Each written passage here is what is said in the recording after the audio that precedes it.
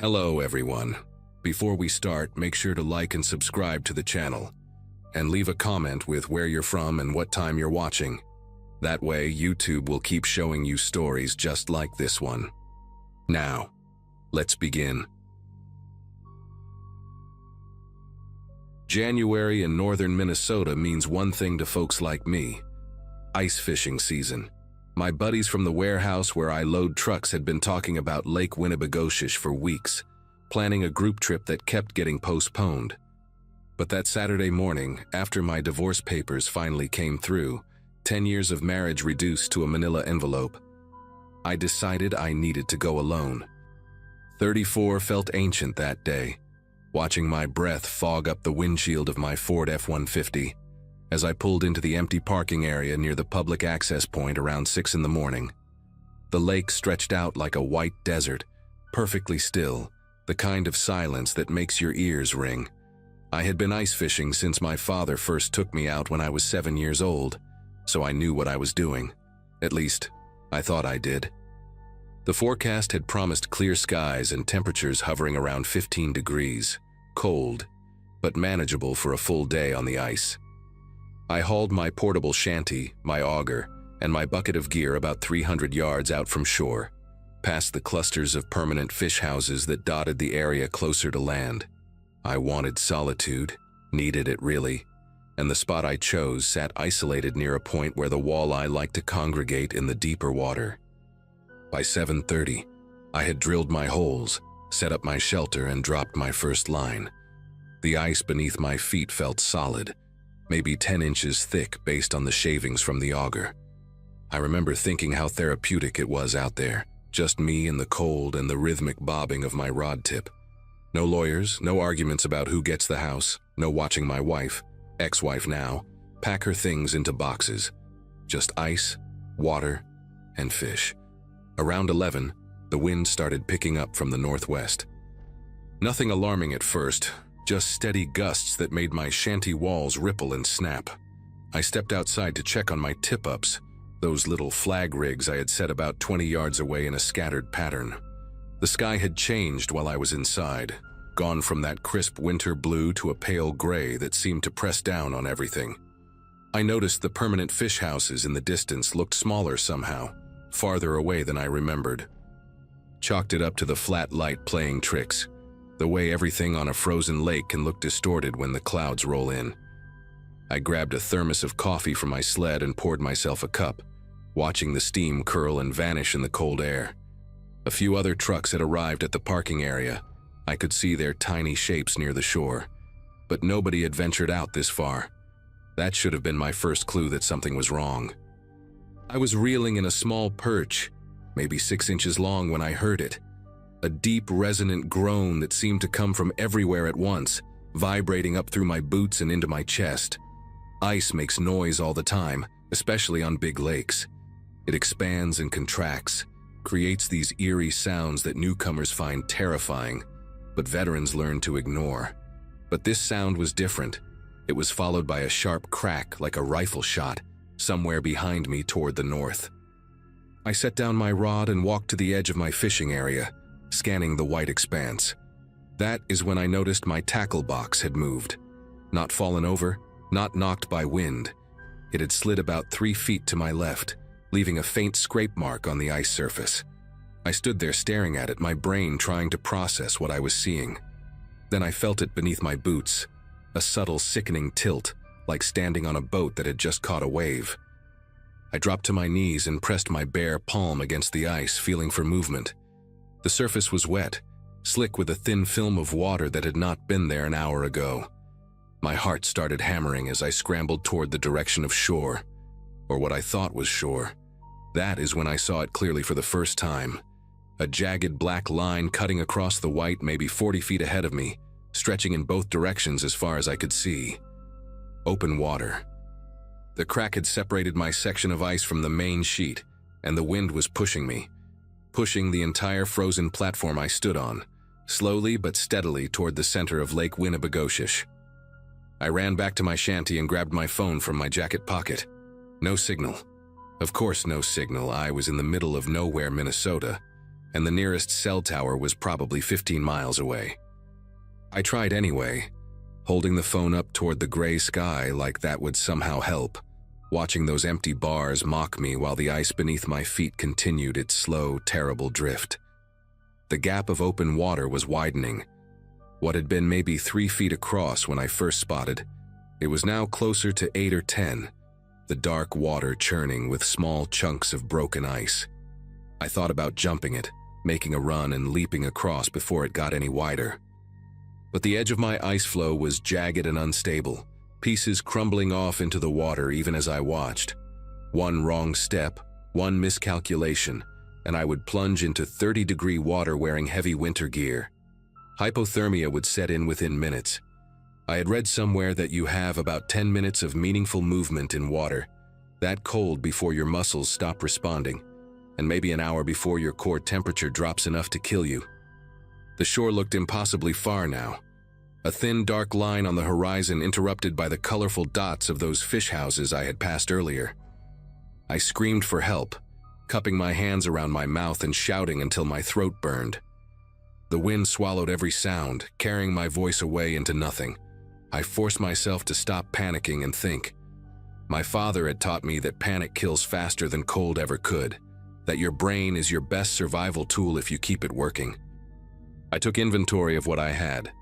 The portable shanty, my auger, a sled with fishing gear, about 50 feet of rope, a small propane heater, some hand warmers, a half-eaten sandwich, and the thermos of coffee that was now barely lukewarm. No flares, no emergency beacon, nothing designed for this exact nightmare scenario. The ice floe I stood on was roughly the size of a basketball court, maybe a little bigger, and I could feel it rotating slowly as the wind and current fought over which direction to push it. I checked my watch, 12:47 in the afternoon. Sunset would come around 5, and after that the temperature would plummet from uncomfortable to deadly. I had maybe 4 hours to figure something out before darkness made everything worse. The gray clouds overhead had thickened, and I caught the smell of snow in the air, that particular metallic scent that anyone who has lived through northern winters learns to recognize. I decided my best chance was to make myself visible. I collapsed the shanty and spread the bright orange fabric flat on the ice, weighing down the corners with my tackle box, the auger, and chunks of ice I stomped loose from the edge. From the air, it might look like a distress signal. From shore, if anyone was watching through binoculars, they might notice something wrong. I kept checking my phone obsessively, walking to different spots on the floe hoping to catch a single bar of signal, but the screen stayed empty. The water gap between me and the main ice sheet was now at least 30 feet wide, a river of black that seemed to pulse with malevolent energy. I could see that the ice I stood on was not uniform. Some sections were thick and white, others darker and thinner where the current had worn them down from beneath. I started mapping the safe zones in my head, staying near the center where the ice felt most solid, avoiding the edges where cracks spiderwebbed out with every gust of wind. Around 2 in the afternoon, the first piece broke off. I heard it before I saw it, a grinding, tearing sound like bones snapping. And then a chunk the size of a dining room table simply tilted and slid into the water on the north side of the floe. I watched it bob for a moment before the current pulled it under, gone in seconds. My territory was shrinking. I moved everything toward the center, piling my gear into a tight cluster around me, and lit the propane heater even though I knew I should save the fuel.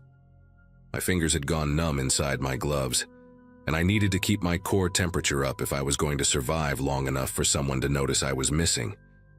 The problem was that nobody would notice. My co-workers thought I was sulking at home after the divorce. My ex-wife certainly was not going to check on me. My parents lived in Florida now, retired, and we only talked on Sundays. I had told no one where I was going, had not filed any kind of trip plan, had just driven out here in a fog of self-pity and dropped myself into the middle of a frozen lake like an idiot. The snow started falling around 2:30, fat wet flakes that cut visibility down to maybe 100 yards. I could no longer see the shore at all, just white in every direction, the sky and the ice merging into a featureless void. The flow had drifted far enough that the water gap was now impossible to gauge. It could have been 50 feet or 500. I huddled next to the heater, wrapped in the collapsed shanty fabric for extra insulation, and tried to calculate my odds. Even if someone noticed my truck in the parking lot by nightfall, they would not know where to look. The lake covered over 60,000 acres, and I could be anywhere on it by now. Search and rescue would need boats, maybe helicopters, and in this weather they might not even be able to launch until morning. I thought about my father. How disappointed he would be if he knew I had gotten myself into this situation through carelessness. He had always said the lake does not forgive mistakes, that you have to respect it every single time you step onto the ice. I had not respected it today. I had been too wrapped up in my own misery to pay attention to the warning signs that must have been there all along. The light was fading when I heard the engine. At first, I thought I was hallucinating, my desperate brain inventing sounds to give me hope. But it grew louder, a distinct mechanical whine cutting through the wind, and I scrambled to my feet so fast I nearly slipped on the wet ice. I grabbed the orange shanty fabric and started waving it over my head, screaming words that made no sense. Just noise, just anything to be heard. Through the snow, I saw it, a single headlight bouncing across the frozen surface, an airboat moving fast from the southeast. Someone had seen my truck, or maybe spotted the orange fabric before the snow got too heavy, or maybe it was just pure dumb luck that a conservation officer was doing a routine patrol. The boat circled wide around my shrinking island of ice, the pilot assessing the situation. And then a voice crackled through a loudspeaker telling me to stay calm, stay centered, do not move toward the edge. They threw a rope on the third try, a thick yellow line that landed 5 feet from where I stood. I tied it around my waist with fingers that barely worked anymore, and they pulled me across the gap, dragging me over the unstable edge and through 6 feet of freezing water before hauling me onto the airboat deck like a caught fish. The officer, a woman named Colleen with a weathered face and no patience for small talk, wrapped me in thermal blankets and cranked the boat's heater to maximum. She told me I was lucky, that another hour and the flow would have broken apart completely, that hypothermia was already setting in based on how badly I was shivering. My core temperature had dropped to 94 degrees by the time we reached shore and the waiting ambulance. I spent 2 nights in the hospital in Bemidji, recovering from mild frostbite on 3 fingers and the kind of exhaustion that goes deeper than muscles. The doctors said I came within maybe 40 minutes of a very different outcome. I think about that number a lot now, 40 minutes between being here and being a body they would find when the ice melted in spring. I sold my fishing gear that summer, gave away the shanty, the auger, all of it. Some people told me I should get back out there, that you cannot let fear win. But they did not understand.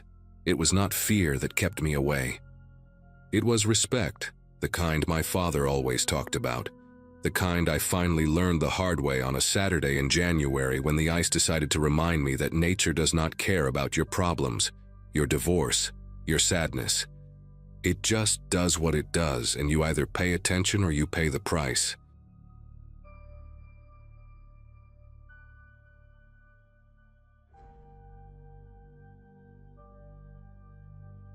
Anyone who has lived through a real blizzard knows the silence that comes with it. That heavy, muffled quiet that makes you feel buried alive even inside your own home. I had been living in my grandmother's old farmhouse in rural Wisconsin for about 8 months when the worst storm in 15 years decided to roll through. She had passed away the previous spring, leaving me the property in her will, and I took it as a sign to start over after my marriage fell apart.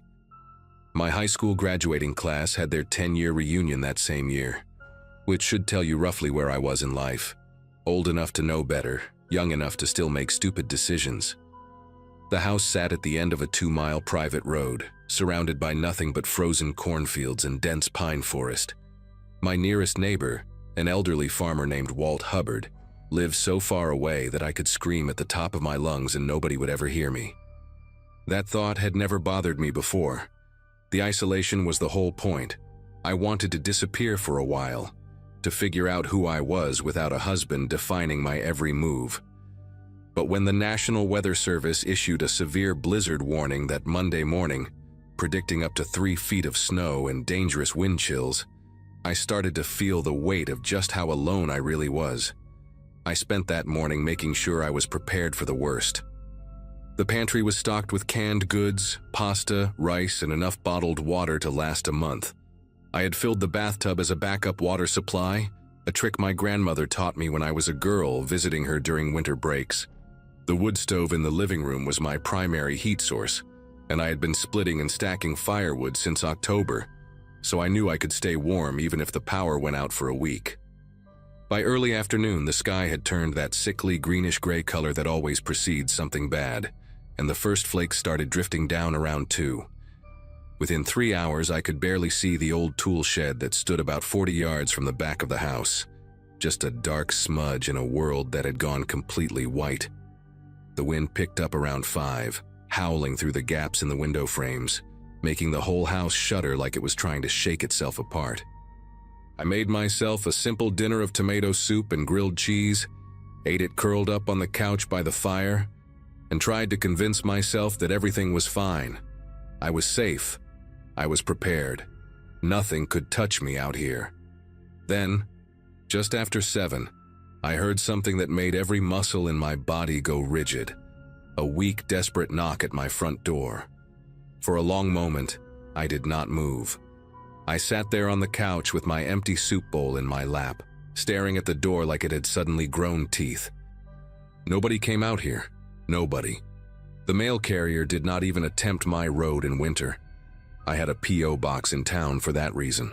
Walt Hubbard was 83 years old and had told me explicitly that he did not leave his house between December and March unless someone was dying. The knock came again, louder this time, more frantic, and I heard something else beneath the howling wind. A voice. A woman's voice, high and thin and trembling. I set the bowl down on the coffee table and stood up slowly, my heart pounding so hard I could feel it in my throat. The voice came again, clearer now, and I could make out the words, "Please, please help me. Please let me in." There was something raw in it, something that sounded like genuine terror. I walked toward the door on legs that felt like they belonged to someone else, and I pressed my eye to the small window set into the upper panel. What I saw made me take a sharp breath. A young woman stood on my porch, and she was dressed in nothing but a thin sweater and jeans. No coat, no hat, no gloves. Her arms were wrapped around herself, and even through the frost-covered glass, I could see her whole body shaking violently. She looked maybe 22 or 23, with dark hair plastered to her face by snow and wind, and her skin had taken on that waxy bluish tint that comes with serious cold exposure. She saw me looking and her face crumpled with relief, tears cutting tracks through the snow on her cheeks. "Oh, thank God," she sobbed, pressing her palms flat against the door. "Please, you have to help me. He's going to kill me. Please." I ran. I didn't know where else to go. "Please just let me inside." Her words tumbled out in a desperate rush, and I found myself reaching for the deadbolt before I even realized what I was doing. Every instinct I had was screaming at me to help this girl, to get her warm, to save her from whatever nightmare she had escaped. My fingers touched the cold metal of the lock, and then the wind shifted direction, and I saw them. The tool shed sat about 40 yards from the back corner of the house, a squat wooden structure my grandfather had built sometime in the 70s. For most of the evening, it had been nothing but a gray blur in the storm. But when the wind changed, pushing the snow sideways instead of straight down, I got a clear view of the yard for maybe 3 or 4 seconds. That was enough. 2 figures stood behind the shed, partially hidden by its bulk, and they were watching the house. They were not moving, not trying to get to shelter, not doing anything a normal person would do in a blizzard. They were just standing there in the dark, still as statues, their attention fixed on the porch where the young woman was begging me to open the door. I could not make out their faces. They were too far away, and the light was too dim. But I could see their silhouettes clearly against the white snow. Both of them were large, broad-shouldered, wearing dark winter clothing. One of them was holding something long and thin in his right hand. The wind shifted again and they vanished behind the curtain of snow. But I knew what I had seen. I jerked my hand away from the deadbolt like it had burned me. The woman on the porch was still crying, still pleading, her voice cracking with what sounded like absolute desperation. "Please, I'm begging you, I'm going to die out here. He broke my phone, I couldn't call anyone, I just ran. Please, please, I have nowhere else to go." She slammed her palm against the door and I flinched backward, nearly tripping over the edge of the rug. My mind was racing, trying to make sense of what I had just seen. Maybe they were other victims. Maybe they had escaped with her and were too afraid to approach the house. Maybe I was being paranoid and they were just neighbors I did not know about, checking on properties during the storm. But none of that explained why they were hiding. None of that explained why they were watching instead of helping. And none of that explained the way the young woman's eyes kept darting to the side, toward the corner of the house, like she was checking on something, or someone. I backed further into the living room, my hand finding the back of the couch for support. "I'm going to call the police," I said, loud enough for her to hear through the door. "They can come help you. Just stay there and I'll get help coming." What happened next is something I will never forget as long as I live. The crying stopped. It did not taper off, did not fade into sniffles or quiet sobs. It just stopped, like someone had flipped a switch. For a moment there was nothing but the sound of the wind and the crackling of the fire behind me. Then the woman spoke again, and her voice was completely different. Gone was the trembling, the desperation, the raw terror. What replaced it was flat, calm, almost bored. "That's not going to work," she said. The words came out slow and deliberate, like she was explaining something simple to a child who was not quite getting it.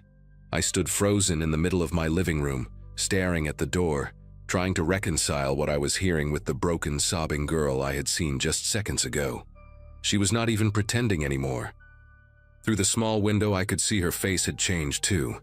The crumpled expression of fear had smoothed out into something blank and patient. She tilted her head slightly, like a dog hearing a strange sound, and looked directly at the window where she knew I was watching.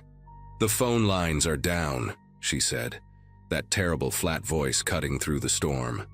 "Cell service has been out for hours. Nobody is coming to help you." My phone was on the kitchen counter. I had not checked it in over an hour, maybe longer. I wanted to run to it to prove her wrong, but I could not make myself move. I could not look away from her face in that window, from the way she was staring at me with an expression that held nothing. No anger, no frustration, no emotion at all.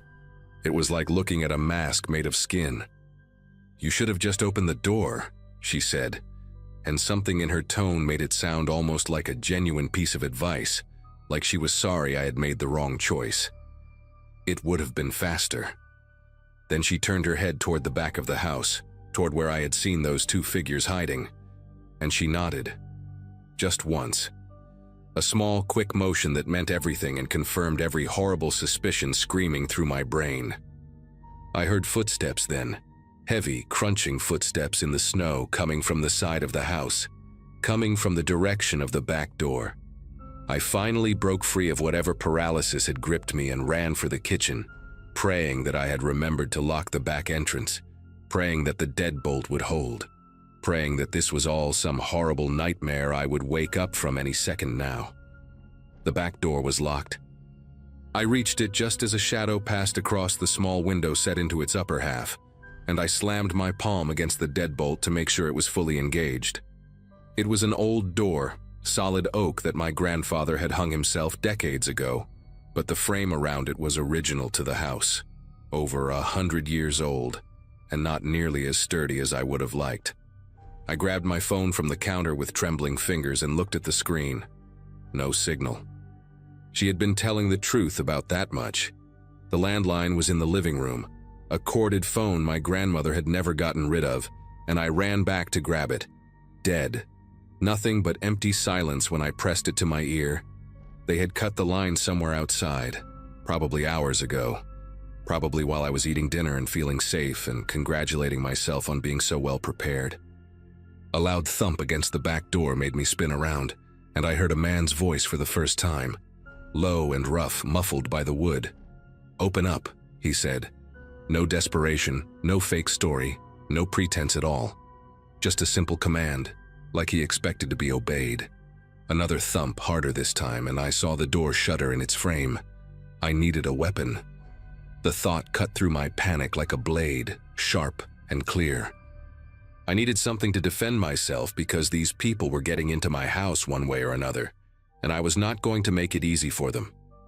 My grandmother had kept a shotgun in the hall closet, a 12-gauge Remington that she used to scare off coyotes when they got too close to her chicken coop. I had never fired it myself, but I had watched her do it enough times, and I knew it was loaded. She always kept it loaded, said an unloaded gun was about as useful as a chocolate teapot. I ran to the closet and yanked open the door, my eyes scanning the dark interior, until I found the familiar wooden stock leaning in the corner. I grabbed it, checked that the safety was off the way I had seen her do 100 times, and positioned myself in the hallway where I could see both the front and back doors. The thumping on the back door had stopped, and for a moment the only sound was the wind and my own ragged breathing. Then I heard something worse, the sharp, splintering crack of wood coming from the direction of the mudroom, the small side entrance I had almost forgotten existed. They had found the weakest point. The mudroom door was flimsy, a cheap, hollow-core thing that the previous owner had installed sometime in the 90s. I had been meaning to replace it ever since I moved in, had even priced out solid wood doors at the hardware store in town. But I kept putting it off because winter was coming, and I had 100 other things to worry about. Now that decision was going to get me killed. I heard another crack, louder this time, and the sound of something heavy hitting the door again and again.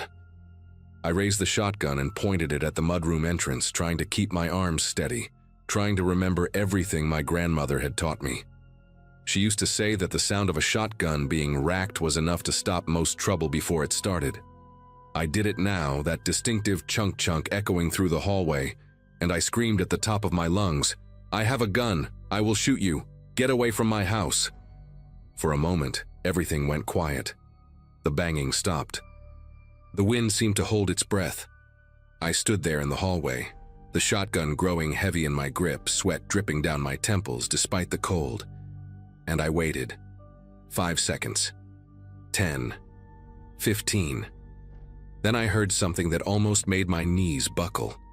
The woman's voice coming from right outside the mudroom door, close enough that she must have moved from the front porch while I was distracted. "She's got a gun," she called out, that same flat tone carrying through the damaged wood. "Remington looks like a 12-gauge. Silence again. I could hear them communicating somehow, low murmurs, barely audible over the storm, and then footsteps moving away from the mudroom, moving toward the back of the house, moving toward something I could not see. I did not know if they were retreating or regrouping, and I was too terrified to move from my position in the hallway. Minutes passed. Maybe 5, maybe 20. I lost all sense of time, standing there with the gun raised, my shoulders screaming in protest, my eyes burning from not blinking. The wind continued to howl. The fire in the wood stove crackled and popped. And then, slowly, I became aware of a new sound, an engine. Faint at first, then growing louder, accompanied by the crunch of tires on snow. Headlights swept across the front window, and I heard a vehicle door slam, then another, then a man's voice shouting something I could not make out. I did not lower the gun. I did not move. I just stood there shaking, until I heard a knock at the front door. A firm, authoritative knock followed by the words I had been praying for. "County Sheriff, ma'am. We got a call about a possible break-in at this address. Are you all right in there?" It took me a long moment to respond because I could not understand how they had gotten a call when all my lines were dead. I kept the gun raised and moved slowly toward the front door, checking the window to confirm what I was seeing. 2 uniformed deputies standing on my porch, a county patrol vehicle parked in the driveway with its lights flashing blue and red against the white snow. "How did you know?" I managed to croak out, my voice barely recognizable as my own. The older deputy, a heavy-set man with a gray mustache, leaned closer to the door. "Your neighbor called it in, ma'am. Walt Hubbard. Said he saw headlights coming down your road earlier this evening. A vehicle he didn't recognize. Said it didn't sit right with him, so he kept watching with his binoculars. When he saw people moving around your property on foot, he called us right away. Took us a while to get here with the roads being what they are. I finally lowered the shotgun and opened the door with numb fingers, and I must have looked like a complete wreck because both deputies immediately stepped inside and started asking if I was hurt. I told them everything. The woman, the crying, the two figures behind the shed, the way her voice changed, the mudroom door. They searched the property with flashlights and found footprints everywhere, already filling with fresh snow. The mudroom door was hanging off one hinge. The frame cracked and splintered, where someone had been kicking it in. They found tire tracks at the end of my driveway, heading back toward the main road, but the snow was coming down so hard that any hope of following them was gone within minutes. The deputies stayed with me until morning, taking turns keeping watch while the other one dozed in the armchair by the fire. When the storm finally broke around dawn, more officers arrived, along with a detective from the county seat who asked me to go through my story 3 more times. They never caught the people who tried to break into my house that night. The detective told me later that this kind of thing, using a young woman as bait to get homeowners to open their doors, had been reported in a few other rural areas over the past year, always during severe weather, always targeting isolated properties. He said I was lucky. He said most people would have opened that door without thinking twice. I sold my grandmother's house 6 weeks later and moved back to the city, to an apartment building with a doorman and security cameras and neighbors on every side. Some nights I still dream about that woman's face in the window, the way it changed from desperate to empty in the span of a single breath. And I think about Walt Hubbard, 83 years old and watching the road with his binoculars during a blizzard, calling the sheriff because something just did not look right. I sent him a bottle of good whiskey and a thank you card before I left town. I do not know if he understood that he saved my life that night, but I will never forget it. I will never forget any of it.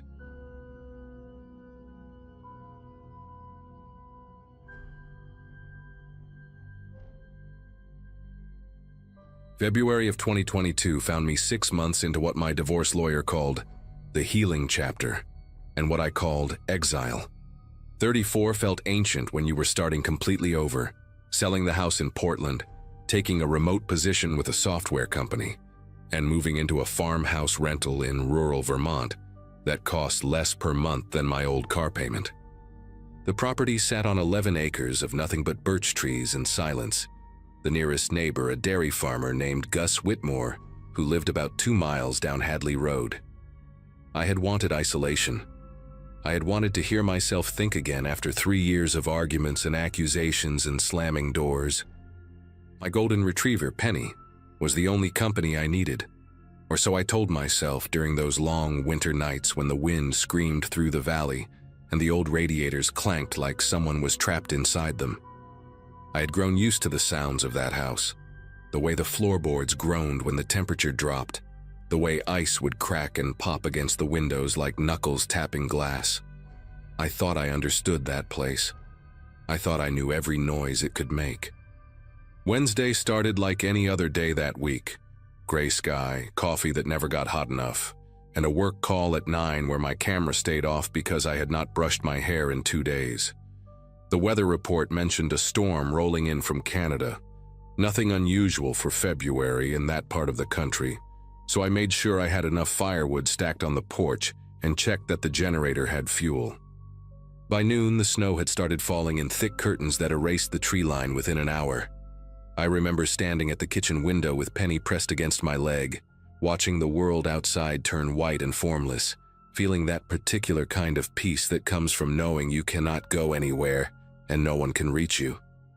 Around 3 in the afternoon, the power went out with a soft click, and the house settled into that heavy silence that always follows when the electrical hum disappears. I lit candles, started a fire in the wood stove, and felt almost grateful for the excuse to unplug completely.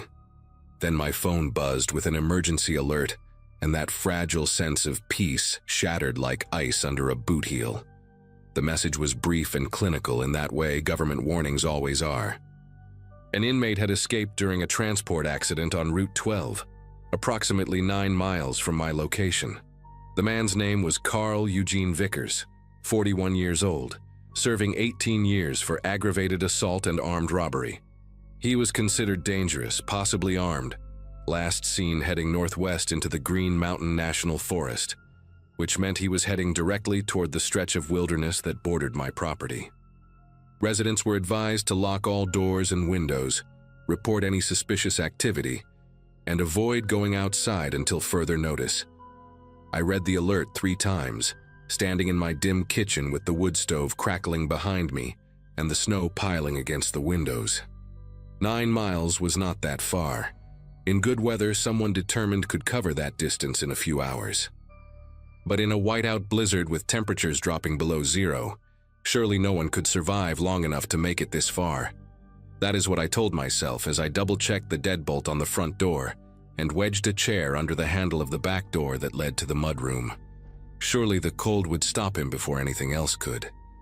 I tried to keep busy as the afternoon bled into evening. I fed Penny, heated soup on the wood stove, and read by candlelight while the storm howled outside like something wounded and furious. Every few minutes I would check my phone for updates, but the signal was weak and getting weaker, the screen showing one flickering bar that disappeared entirely by 6. The isolation that had felt like freedom that morning now pressed against me from all sides, heavy and suffocating. I found myself listening to the house in a way I never had before, cataloging each creak and groan, trying to separate the familiar sounds from anything that might be new. The wind threw snow against the north-facing windows in waves, and sometimes I could swear I heard footsteps on the porch beneath that noise, a rhythmic crunching that would start and stop and start again. But when I pulled back the curtain and held a candle to the glass, I saw nothing but white. Just the storm, I told myself. Just branches falling, just the old house settling in the cold. Penny lay by the wood stove with her head on her paws, watching me pace with those calm brown eyes, and I remember thinking that if she was not worried, then I should not be either. That changed around 9. I had just added another log to the fire and was settling into the armchair with a blanket when Penny lifted her head suddenly, ears pricked forward, body going rigid in that way dogs do when they hear something humans cannot. She stared at the floor, not at the door or the windows, but at the floor, specifically at the old heating vent near the baseboard where the previous owners had installed some kind of grated cover. A low growl started in her throat, so quiet at first that I thought I was imagining it, then building into something I had never heard from her before. Penny was the gentlest dog I had ever owned, the kind who greeted strangers with a wagging tail, and had never shown aggression toward anything except the vacuum cleaner. But now she was growling at that vent with her lips pulled back from her teeth, hackles raised along her spine like a ridge of dark fur. I sat frozen in the chair, watching her, my heart suddenly pounding so hard I could feel it in my temples. She would not look away from that vent. And then, beneath the sound of the wind and the crackling fire, I heard it too. A scraping noise, faint but unmistakable, coming from somewhere below the house. The farmhouse had a basement that I never used. The previous tenant had warned me about it when I signed the lease, said the stairs were rotted and the space was prone to flooding in the spring. I had gone down there exactly once in those first weeks after moving in, and found nothing but crumbling stone walls, a dirt floor, and the kind of darkness that seemed to swallow my flashlight beam whole. There were 2 ways in, an interior door in the hallway that I kept padlocked from my side, and a set of exterior cellar doors on the east side of the house that opened outward from ground level. Those cellar doors had a heavy iron latch on the inside, plus a security grate that the landlord had installed years ago after a break-in at another property he owned. I had checked that grate when I moved in, tugged on it to make sure it was solid, and then mostly forgotten it existed. But now, sitting in my candlelit living room with my dog growling at the floor, I thought about that basement with a clarity that bordered on panic. I thought about how the exterior doors were buried under snow. I thought about how the interior door was only 15 feet down the hallway from where I sat. And I thought about the sound I had just heard.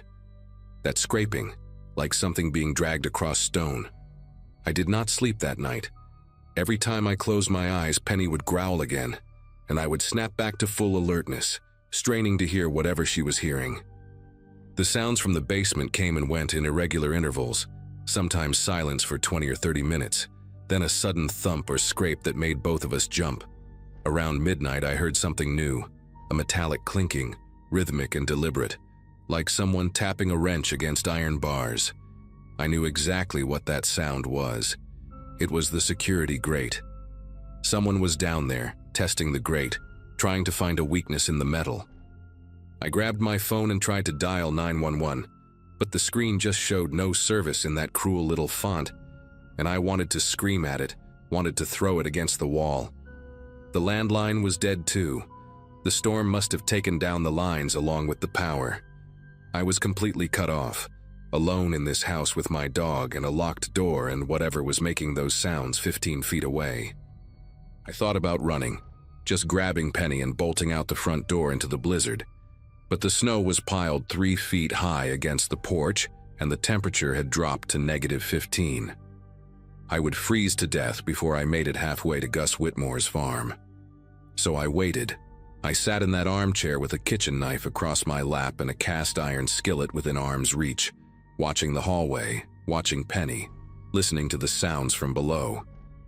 The clinking continued for what felt like hours, sometimes fast and frantic, sometimes slow and methodical. I tried to picture what was happening down there. A man in the dark, hands numb from cold, working at the bolts that held the grate in place, desperate to get inside where it was warm.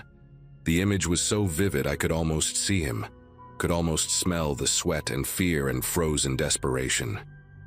Every few minutes, Penny would look at me with those worried eyes, and I would whisper to her that it was okay, that we were safe, that the grate would hold. But I did not believe it. The sounds kept coming, metal on metal, and around 3 in the morning I heard a new noise, a groan of protest like something giving way under pressure. I gripped the knife so hard my knuckles ached. The groaning stopped. Then silence. Then nothing but the wind and the fire and my own ragged breathing for the rest of the night. Dawn came slow and gray, the storm finally dying down to scattered flurries that drifted past the windows like ash. I had not moved from the armchair in 8 hours, and my body ached in places I did not know could ache. My neck, my shoulders, the small of my back where tension had coiled like a fist. Penny had fallen asleep sometime around 5, curled into a tight ball at my feet, but I could not bring myself to close my eyes. When the first real light crept through the curtains, I forced myself to stand, joints popping, legs unsteady beneath me. I needed to see. I needed to know if what I had heard all night was real or if I had somehow imagined it, if the isolation and fear had finally cracked something loose in my mind. I pulled on my boots and my heaviest coat, grabbed the kitchen knife and stepped out onto the back porch for the first time since the storm began. The world outside was white and silent and impossibly still. The kind of stillness that makes you feel like you are the last person left alive. And then I looked down at the snow beside the house, and I knew I had not imagined anything. Footprints, deep, heavy footprints in the fresh snow, circling the entire perimeter of the house. They started at the tree line about 50 yards out and approached in a wandering path, like whoever made them was searching for something, testing doors and windows before moving on. I followed the trail with my eyes, my breath coming out in ragged clouds, watching it loop around the front porch, past the kitchen window where I had stood watching the storm, around the north side where the old propane tank sat buried in a drift. The prints circled the house 3 times before they finally stopped, right at the exterior cellar doors on the east side. I walked over to that spot, moving slowly, the knife clutched in my frozen fingers. The cellar doors were almost completely buried under snow, but someone had dug them out. I could see the disturbed snow, the gouges in the ice where hands had clawed at the frozen ground. The doors themselves were still closed, the iron latch still in place from what I could see. But the footprints did not lead away. They stopped at those doors and simply ended, as if whoever made them had melted into the earth or been swallowed by the basement below. I ran.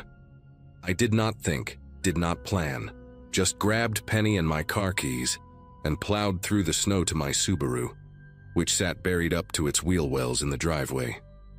It took me 15 minutes of frantic digging with my bare hands to clear enough snow to get the door open, another 10 to rock the car free from the drift that held it.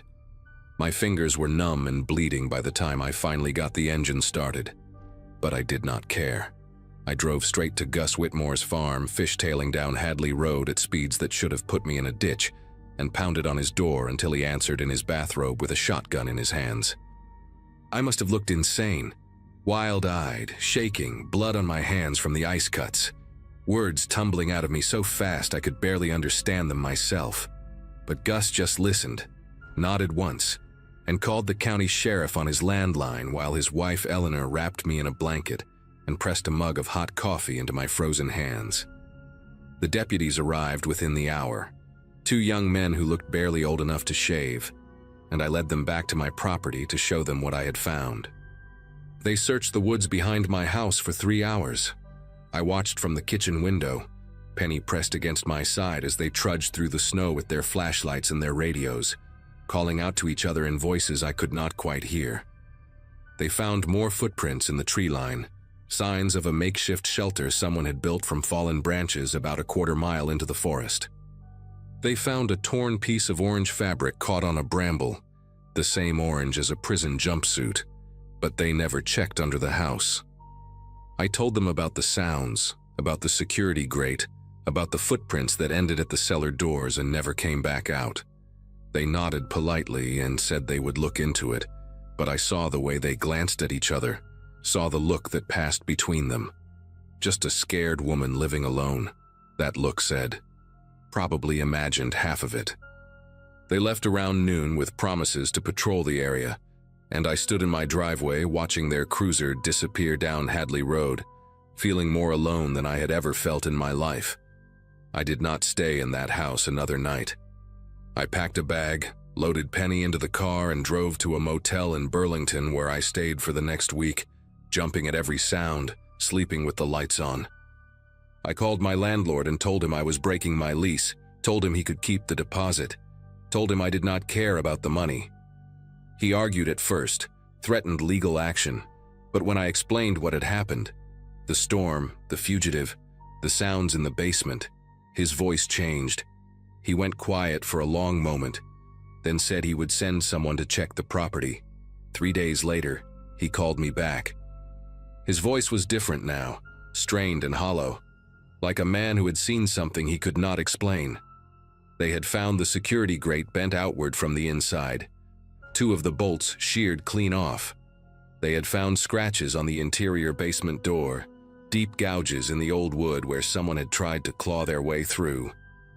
And in the far corner of the basement, beneath a pile of old tarps and rotted insulation, they had found a makeshift nest, empty food cans, a filthy blanket, and a sharpened piece of metal that looked like it had been fashioned from part of the grate itself.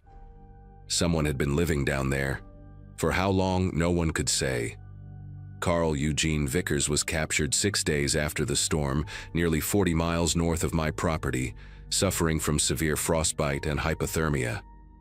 The news said he had been hiding in an abandoned hunting cabin, that he claimed he had been there the whole time since his escape. Maybe that was true. Maybe there was someone else in those woods that night. Some other desperate person who found my basement and spent hours trying to break through to where I sat, waiting with my knife.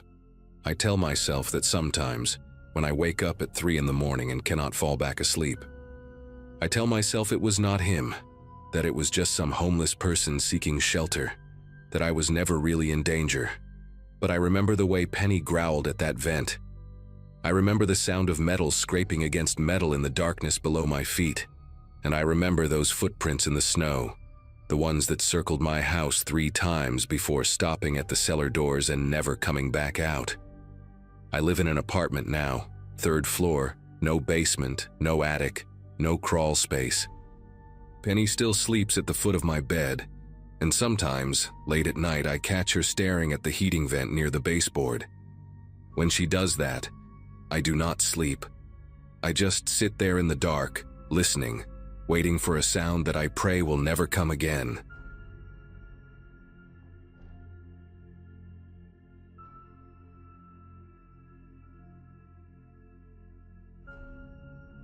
Ice storms in the Pacific Northwest are rare, which is exactly why nobody was prepared when one hit our region in early 2024.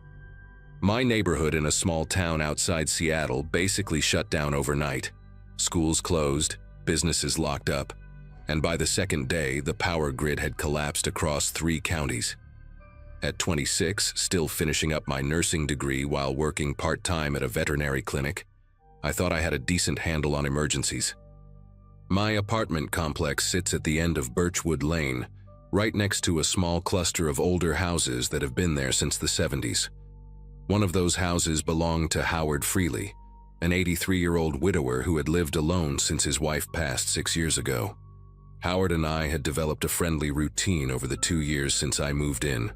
I would shovel his walkway in winter. He would leave bags of homegrown tomatoes on my doorstep in summer. He was sharp, funny, and always had a story about his days working as an electrician for the county. When I called his landline that Thursday morning and got no answer, I figured the phone lines were down like everything else.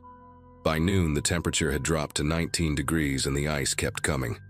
I bundled up in 3 layers, grabbed my flashlight and a thermos of hot coffee, and made my way across the frozen yard to Howard's place. The walk that usually took 2 minutes became a 10-minute shuffle across what felt like a skating rink. His house looked dark, obviously, like every other building on the block, but something about the stillness bothered me. No smoke from the chimney, no movement behind the frost-covered windows. I knocked on the front door and waited, my breath forming thick clouds in the frigid air. Nothing. I knocked again, harder this time, calling out his name. After what felt like forever, I heard shuffling inside. Slow, deliberate footsteps approaching the door. The deadbolt clicked, and the door opened just a crack, revealing a sliver of Howard's face illuminated by the gray daylight. His eyes, usually warm and crinkled with humor, looked different somehow. Flat, suspicious. He stared at me like he was trying to remember something important, and when he finally spoke, his voice came out thin and uncertain. "Who sent you here?" I laughed at first, thinking he was joking around the way he sometimes did. "Howard, it's me, Nate. From the apartments next door, I brought you some coffee." I held up the thermos like it was proof of my identity. He didn't move, didn't open the door any wider. His one visible eye just kept scanning my face, searching for something. The silence stretched between us, and I could feel the cold biting through my jacket. Finally, he pulled the door open enough for me to step inside, but he didn't say anything welcoming. He just shuffled backward into the dark hallway, keeping his eyes locked on me the whole time. The house was freezing, maybe 50 degrees at most, and I could see my breath even indoors. Howard was wearing a heavy wool coat over what looked like 2 sweaters, and he had a knit cap pulled down almost to his eyebrows. He looked smaller than I remembered, more fragile, like the cold had shrunk him somehow. I asked if he was okay, if he had enough food and water, and he just nodded slowly without really answering. The living room was lit by a single kerosene lantern sitting on the coffee table, casting long shadows across the walls. Old photographs lined every surface, Howard with his late wife Meredith, family gatherings from decades past, faded images of people I didn't recognize. I set the thermos down and started explaining that the power company said it could be another 2 or 3 days before they restored electricity to our area. Howard lowered himself into his recliner, the leather creaking beneath him, and watched me with that same unnerving stillness. "You're not from the apartments," he said suddenly, his voice harder now. "I know the boy from the apartments. Young kid, glasses, drives a blue truck." My heart sank a little because he was describing me. I do wear glasses, and my truck is a faded blue Ford I bought used 3 years ago. I reminded him of this gently, told him we had talked just last week about the weather forecast. He shook his head slowly, deliberately, like I was trying to trick him with an obvious lie. "No," he said. "That boy wouldn't come in here pretending to help. You people wait for storms like this. Wait for the lights to go out so nobody sees what you do. I tried to stay calm, reminding myself that Howard was 83 years old, alone, probably dehydrated, and sitting in a freezing house with no power. Confusion in elderly people can spike under stress. I had learned that much in my nursing classes. I kept my voice soft and steady, explaining that I just wanted to make sure he was safe, that I could help him get his fireplace going or bring him back to my apartment where I had a small propane heater running. Howard's jaw tightened, and he gripped the armrests of his recliner like he was bracing for something. "You stay right there," he said, pointing a bony finger at me. "Don't move." He pushed himself up from the chair with effort and disappeared down the hallway toward the back of the house. I stood there in the dim glow of the kerosene lamp, listening to his footsteps creak across the old hardwood floors. Part of me wanted to leave, just walk out the front door and call someone. But who? The roads were impassable. Cell service was barely functioning, and the nearest police station was 12 miles away through solid ice. I heard a drawer slide open somewhere in the back, then the unmistakable metallic click of something heavy being handled. Howard came back into the living room carrying a shotgun. It was an old Remington, the kind with a wooden stock worn smooth from decades of use, and he held it across his chest with both hands like he knew exactly what he was doing. My entire body went rigid. I raised my hands slowly, palms out, and took a small step backward toward the door. "Howard, please," I said, trying to keep my voice from cracking. "It's Nate. We've known each other for 2 years. You gave me tomatoes last August, remember? The big heirloom ones from your garden." He didn't lower the gun. His eyes were locked on mine, and in the flickering lantern light I could see something terrible swimming behind them. Not anger exactly, but fear. Deep, irrational, consuming fear. "I know what you're here for," he whispered. "Same thing they all want. You think because I'm old, because I'm alone, you can just walk in and take everything. But I've been ready. I've been ready for years." The barrel of the shotgun drifted slightly toward my chest, and I realized with sickening clarity that I could not simply walk out of this house. Outside, I could hear the wind picking up again, ice pellets rattling against the windows like handfuls of thrown gravel. The gray light coming through the curtains was already fading, and I knew that in another hour it would be completely dark. I thought about my options, running through them one by one in my head while trying to keep my breathing steady. If I bolted for the door, Howard might shoot. His hands looked steady enough, and at this range he wouldn't miss. If I tried to reason with him, I might just make things worse, feed into whatever delusion had taken hold of his mind. The temperature in the room seemed to drop another few degrees, and I noticed my fingers were going numb. Howard gestured with the shotgun toward the couch against the far wall. "Sit down," he ordered. "Sit down and keep your hands where I can see them." I did what he said, lowering myself onto the cold cushions slowly, never taking my eyes off the gun. He remained standing near his recliner, the weapon still trained on me, and for a long moment, neither of us spoke. The kerosene lamp flickered, sending shadows dancing across his weathered face, and I tried desperately to find some trace of the Howard I knew, the man who had helped me jumpstart my truck last winter, who had told me stories about building his house with his own hands back in 1978. "Howard," I said carefully, keeping my voice as gentle as I could manage, "when did you last eat something? When did you last drink water?" He blinked at me, and for just a second I saw confusion flicker across his features. Not the paranoid suspicion, but genuine uncertainty. "I had coffee this morning," he said, though his voice wavered like he wasn't entirely sure. "Meredith made it before she left for the store." My chest tightened at that. Meredith had been dead for 6 years. I didn't correct him, didn't want to risk triggering something worse, but now I understood what I was dealing with more clearly. Dehydration, hypothermia, isolation. Any one of those could cause cognitive decline in someone his age, but all three together could create a perfect storm of confusion and paranoia.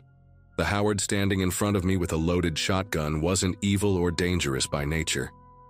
He was terrified, lost in some fractured version of reality where his dead wife was still alive, and strangers were coming to rob him in the dark.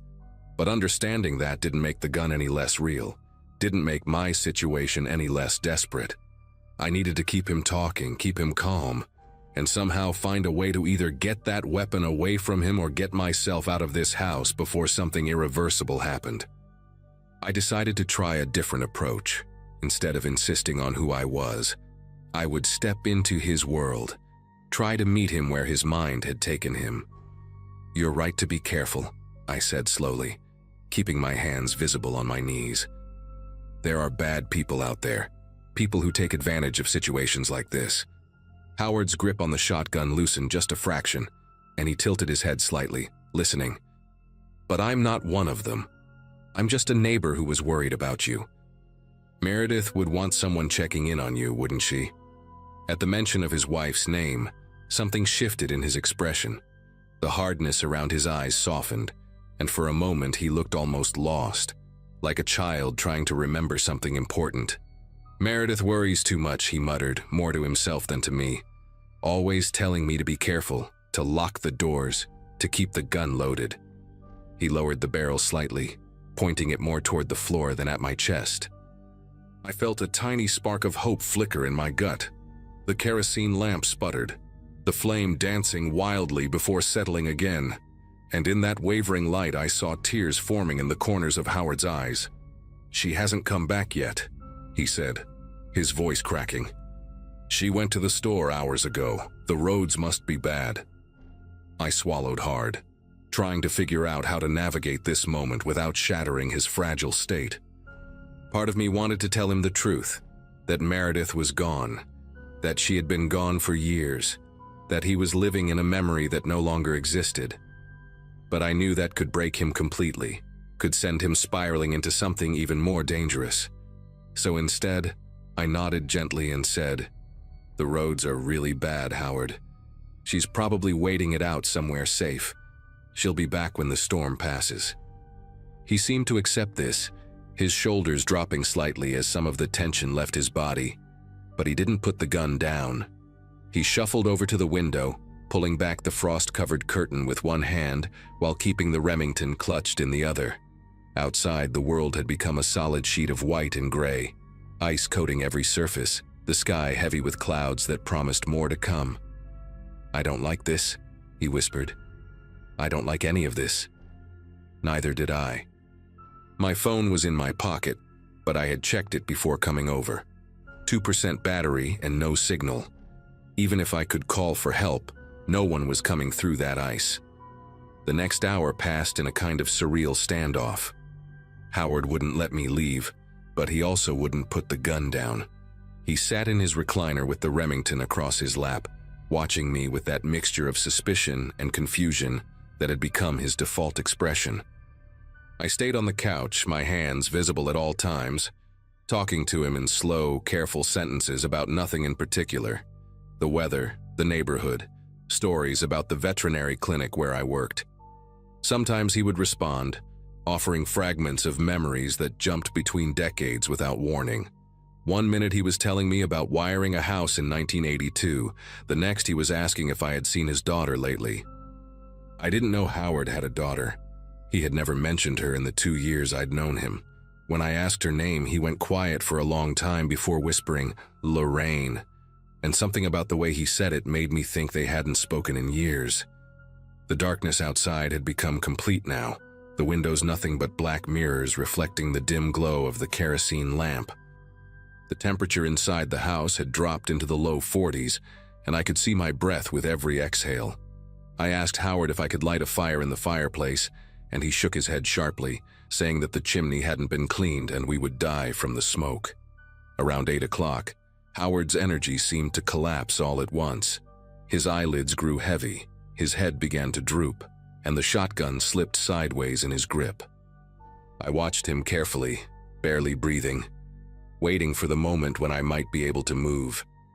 His chin touched his chest, and for a few seconds I thought he had fallen asleep completely. I shifted my weight forward on the couch, preparing to stand, to cross the room and gently take the weapon from his hands. But the moment I moved, his eyes snapped open with startling clarity, and the barrel swung back toward me. "Don't," he said, his voice suddenly sharp and lucid. "I know what you're doing. You're waiting for me to let my guard down." My heart hammered against my ribs as I eased back into the cushions, raising my hands again in surrender. "I'm not going anywhere, Howard, I promise." He stared at me for a long moment, that terrible fear swimming in his eyes again. And then his expression crumpled into something that looked almost like grief. "I'm so tired," he said, his voice breaking. "I'm so tired of being afraid all the time. I don't even remember what I'm supposed to be afraid of anymore." In that moment, I saw him clearly, not as a threat, but as a man whose mind was betraying him, who was trapped in a prison of confusion and terror that he couldn't escape. I made a decision then, one that could have gotten me killed but felt like the only right thing to do. I stood up slowly, keeping my movements deliberate and visible, and I walked toward him. Howard raised the shotgun, his finger hovering near the trigger, but I didn't stop. "What are you doing?" he demanded, his voice rising in panic. "Stay back." I kept walking, my heart pounding so hard I could feel it in my throat, until I was standing right in front of him, close enough that if he pulled the trigger, there would be nothing left of me. I looked into his eyes, those confused, frightened, exhausted eyes, and I said softly, "Howard, you're cold, you're tired. You haven't eaten in a long time. I'm going to sit down next to you now and we're going to figure this out together. I'm not here to hurt you. I'm not here to take anything. I'm just your neighbor, and I'm worried about you." For a long, terrible moment, he just stared at me, the barrel of the Remington pressed against my stomach. I could feel the cold metal through my jacket. Then something in his face shifted, like a cloud passing away from the sun, and he lowered the gun. It clattered to the floor between us, and Howard began to cry, deep, racking sobs that shook his entire body. I spent the rest of that night sitting beside him in the freezing dark, feeding him crackers and water I found in his kitchen, wrapping blankets around both of us to conserve warmth. He drifted in and out of lucidity, sometimes calling me by my name, sometimes calling me names I didn't recognize, his brother maybe, or an old friend from decades past. By morning, the storm had finally broken. Pale sunlight streamed through the icy windows, and I heard the distant rumble of a plow working its way down the main road. I managed to get a weak signal on my phone and called for an ambulance. When the paramedics arrived, Howard was calm, almost peaceful, though he had no memory of holding me at gunpoint for hours. They took him to the hospital, where he was diagnosed with severe dehydration and early-stage hypothermia, both of which had triggered an acute episode of delirium on top of what doctors later confirmed was progressing dementia.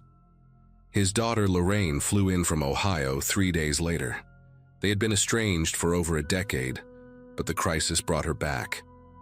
Howard moved into an assisted living facility that spring, and I visited him a few times before he passed away the following winter.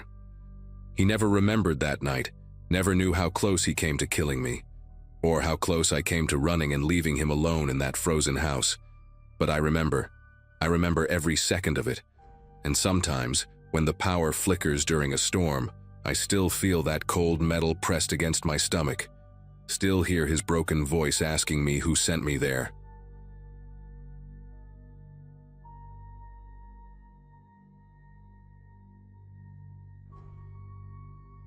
My wife Naomi and I had hiked Crescent Peak maybe 30 times since we moved to Colorado. We knew that trail, the way you know the hallway to your bathroom at night. Every root, every boulder, every switchback where the pines opened up to show the valley below. We had done it in spring when the wildflowers exploded across the meadows, in fall when the aspens turned the mountain into a wall of gold, and yes, in winter, when the snow transformed everything into this silent cathedral of white and gray.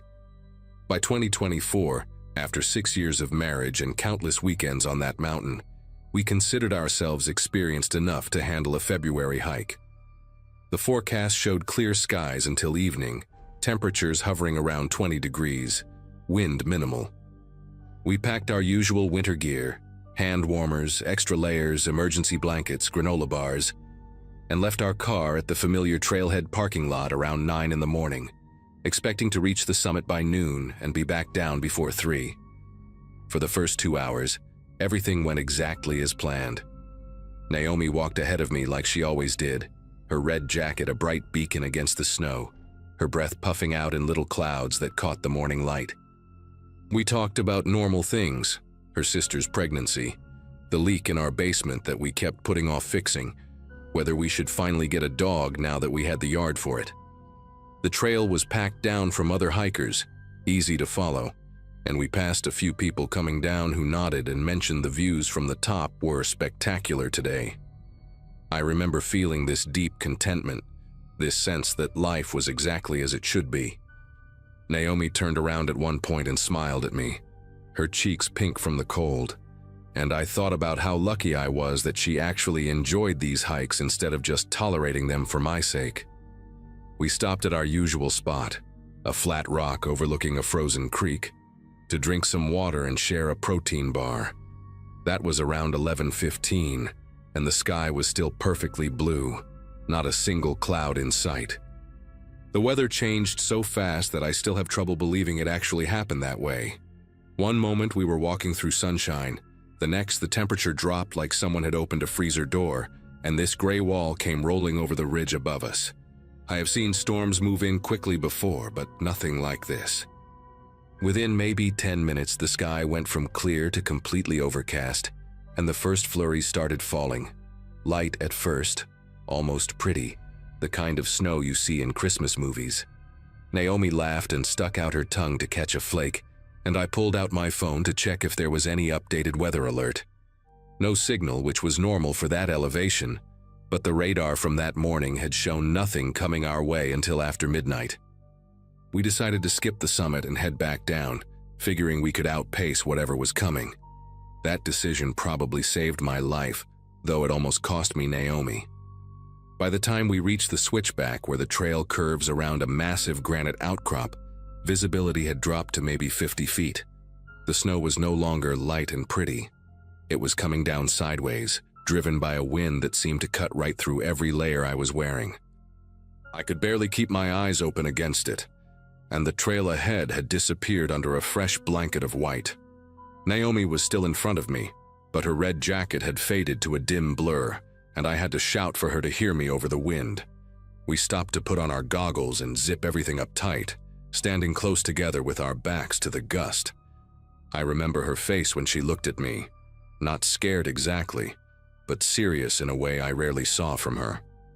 She grabbed my hand and said we needed to stay close, no more than arm's length apart, and I nodded because I knew she was right. We started walking again, slower now, trying to follow what we thought was the trail. That was our first mistake. In a whiteout, what you think is the trail is just your brain trying to make sense of nothing. I do not know exactly when we got separated. That is the part that haunts me the most, that I cannot pinpoint the moment I lost her. We were holding hands, and then at some point we were not, and I assumed she had just moved slightly ahead like she always did. I kept walking, head down against the wind, following what I thought were her footprints in the snow. But fresh snow fills footprints in seconds during a storm like that, and I was probably following nothing, just depressions in the surface, shadows, my own desperate hope. I called her name, but the wind swallowed the sound before it could travel more than a few feet. I stopped and turned in a full circle, shouting Naomi over and over, and all I saw was white in every direction. No red jacket, no movement, no response. Just this endless, swirling, suffocating white that seemed to press in from all sides. I pulled out my phone with shaking fingers.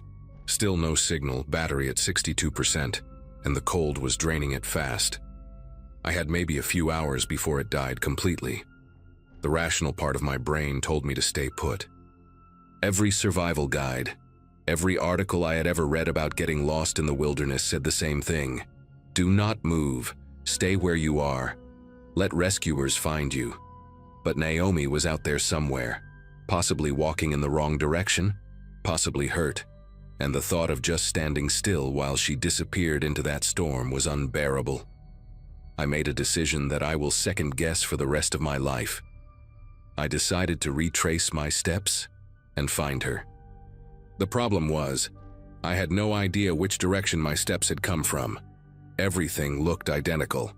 I picked a direction that felt right, that seemed to slope downward the way the trail should, and I started walking. Every few seconds I would stop and shout her name, listening for any response, hearing nothing but wind.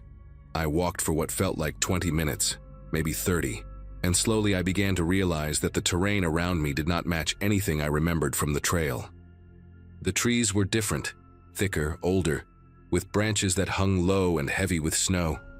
There were no trail markers, no boot prints, no sign that any human had ever walked through here before. And then I stumbled into the clearing, and everything got worse. At first I thought I had found a road, some kind of access path that might lead me back to civilization. The ground was flat and wide, cutting through the forest in a straight line, and I felt a surge of hope so intense that I almost cried. But as I walked further, I realized it was not a road at all. It was a logging track, one of those routes they carve through the forest to drag out felled trees. And it was surrounded by destruction. Stumps poked out of the snow like rotten teeth, some fresh cut with pale wood showing, others old and gray and split by weather. Heavy machinery had churned the ground into frozen ruts and ridges that the snow only partially concealed, creating a landscape that looked almost lunar in its desolation. The tracks went off in multiple directions, branching and crossing in ways that made no sense to me. I had never seen this area on any map. Never heard anyone mention logging operations on this side of the mountain. I was somewhere I was not supposed to be, somewhere that did not match the terrain I had memorized over 6 years of hiking. I tried to orient myself using what little I could see. The storm had let up slightly, not stopping but thinning enough that I could make out shapes maybe 100 feet away instead of 50. The problem was that nothing I saw gave me any useful information. Mountains rose in every direction, their peaks hidden by clouds, and they all looked the same, just white slopes vanishing into gray sky. I pulled out my phone again, desperate for even one bar of signal, but there was nothing. The battery had dropped to 41%. I thought about Naomi, about how she must be looking for me too, probably making the same mistakes I was making, wandering further and further from where we had separated. If she went back to the car and called for help, they would search the trail, the route we always took. They would not think to look over here, in this unmarked section of forest that probably did not even have a name. And even if they did search here eventually, it would not be until tomorrow at the earliest, and tonight the temperature was supposed to drop to 15 below zero. I knew the math. I knew what that meant. Hypothermia would set in within hours of sunset if I could not find shelter or find my way back. I made myself stop and think, really think, instead of just reacting. Panic was the enemy now, not just the cold. I remembered something my father told me once when I was a kid, and we got turned around during a hunting trip in Wyoming. Water flows downhill, and people build things near water. If I could find a stream or creek, I could follow it down the mountain, and eventually it would lead me somewhere. The logging operation had to have an access road, a way for trucks to get in and out, and that road would connect to a real highway eventually. I closed my eyes and listened past the wind, trying to hear anything that sounded like moving water. Nothing. The world was silent except for the hiss of snow and the creak of frozen branches. I picked the logging track that seemed to head most consistently downhill and started walking, counting my steps to keep my mind focused on something other than the growing numbness in my toes.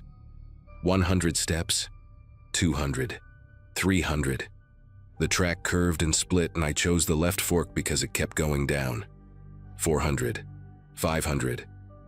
My feet were starting to feel clumsy, like they belonged to someone else, and I had to concentrate on each step to make sure I was actually lifting them high enough to clear the snow. The light was fading by the time I found the creek. I almost missed it. Just a dark line cutting through the white, barely visible under a layer of ice and snow. But the sound of water trickling somewhere beneath the surface made me stop and look closer.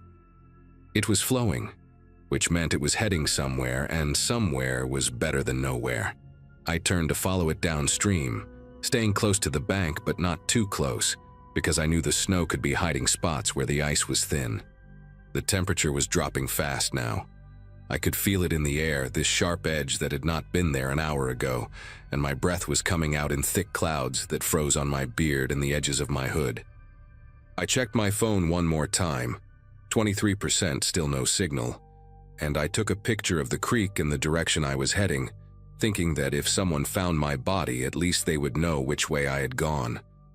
That was when it really hit me, the possibility that I might actually die out here. Not as an abstract concept, but as a real and immediate thing that could happen in the next few hours. I thought about Naomi, about whether she had made it back to the car, about whether she was warm and safe and calling for help, or whether she was out here too. Somewhere in this frozen maze, as lost and scared as I was. I followed that creek for what must have been 2 miles, though it felt like 20. The banks were uneven and thick with undergrowth buried under snow, so I had to climb over fallen logs and push through branches that grabbed at my jacket like hands trying to hold me back. The cold had moved past my feet now and was creeping up my legs, this dull ache that made every step harder than the last. I kept talking to myself, out loud, just to make sure I still could, reciting song lyrics, listing the names of everyone at my office, describing what I was going to eat when I got home. Anything to keep my brain working, to fight off the fog that I knew was the first sign of serious hypothermia. The creek widened as I went, joined by smaller tributaries, and I took that as a good sign. Bigger water meant I was getting closer to the bottom of the mountain, closer to somewhere that people might actually be. And then, just as the last gray light was starting to fade into darkness, I saw something that made me want to collapse right there in the snow. A fence. A wooden fence, old and weathered, running along the far side of the creek. Fences meant property. Property meant people. People meant survival.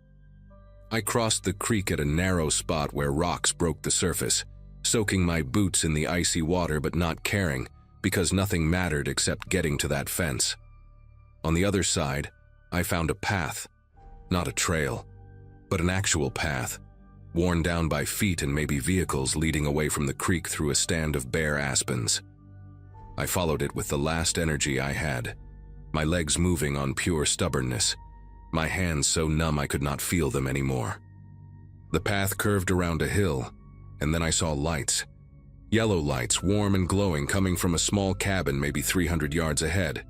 I tried to run, but my body would not cooperate, so I shuffled as fast as I could, waving my arms even though no one was outside to see me. When I reached the porch, I pounded on the door with fists I could not feel, and when an old man opened it with a shotgun in his hands and suspicion on his face, I could barely get the words out. "Lost," I said. "Wife's still out there. Please help."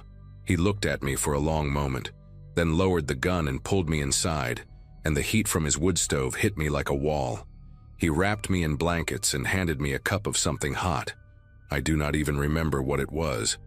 And he picked up a landline phone and called search and rescue, while I sat there shaking so hard I could barely hold the cup. The next few hours were a blur of voices and radio static and headlights cutting through darkness. The old man, his name was Howard, I learned later, had lived on that mountain for 40 years and knew every inch of it, including the logging tracks I had stumbled through. He told the rescue team exactly where I had come from based on my description, and they recalculated their search grid to include that area. I wanted to go with them, wanted to be out there looking for Naomi, but my core temperature was dangerously low and they would not let me leave the cabin. A paramedic stayed with me, monitoring my vitals, slowly warming me up with heated blankets and warm fluids. Every minute that passed felt like an hour. I kept thinking about the cold outside, about how the temperature had probably dropped below 0 by now, about how Naomi was smaller than me and would lose heat faster. I prayed to a God I was not sure I believed in, making promises I knew I would keep if he just let her be okay. Around 9:30, the radio crackled with a transmission that made everyone in the room go quiet. They had found someone. Female. Red jacket. Conscious but hypothermic. They were bringing her down. Naomi had done everything right. When she realized we had gotten separated, she had stopped moving immediately and found shelter. A shallow depression beneath a rock overhang, barely big enough for her body, but enough to block the wind. She had wrapped herself in the emergency blanket from her pack, the one with the reflective silver coating, and she had stayed there for almost 5 hours, conserving energy, trusting that I would get help and send someone back for her. The rescue team found her because of that silver blanket. One of them caught a flash of reflected light from his headlamp and investigated. She had mild frostbite on 3 of her fingers and moderate hypothermia, but she was alive. They brought her to the cabin where I was waiting, and when I saw her walk through that door, pale, exhausted, her lips still slightly blue, I held her so tight that I thought I might never let go. We did not say anything for a long time. We did not need to. Howard stood in the corner of his kitchen, watching us with this quiet expression, and later he told me that in 40 years on that mountain, he had seen a lot of people get lost, and not all of them came back. We were lucky, he said. Stupid, but lucky. I could not argue with either part of that. We still hike, Naomi and I.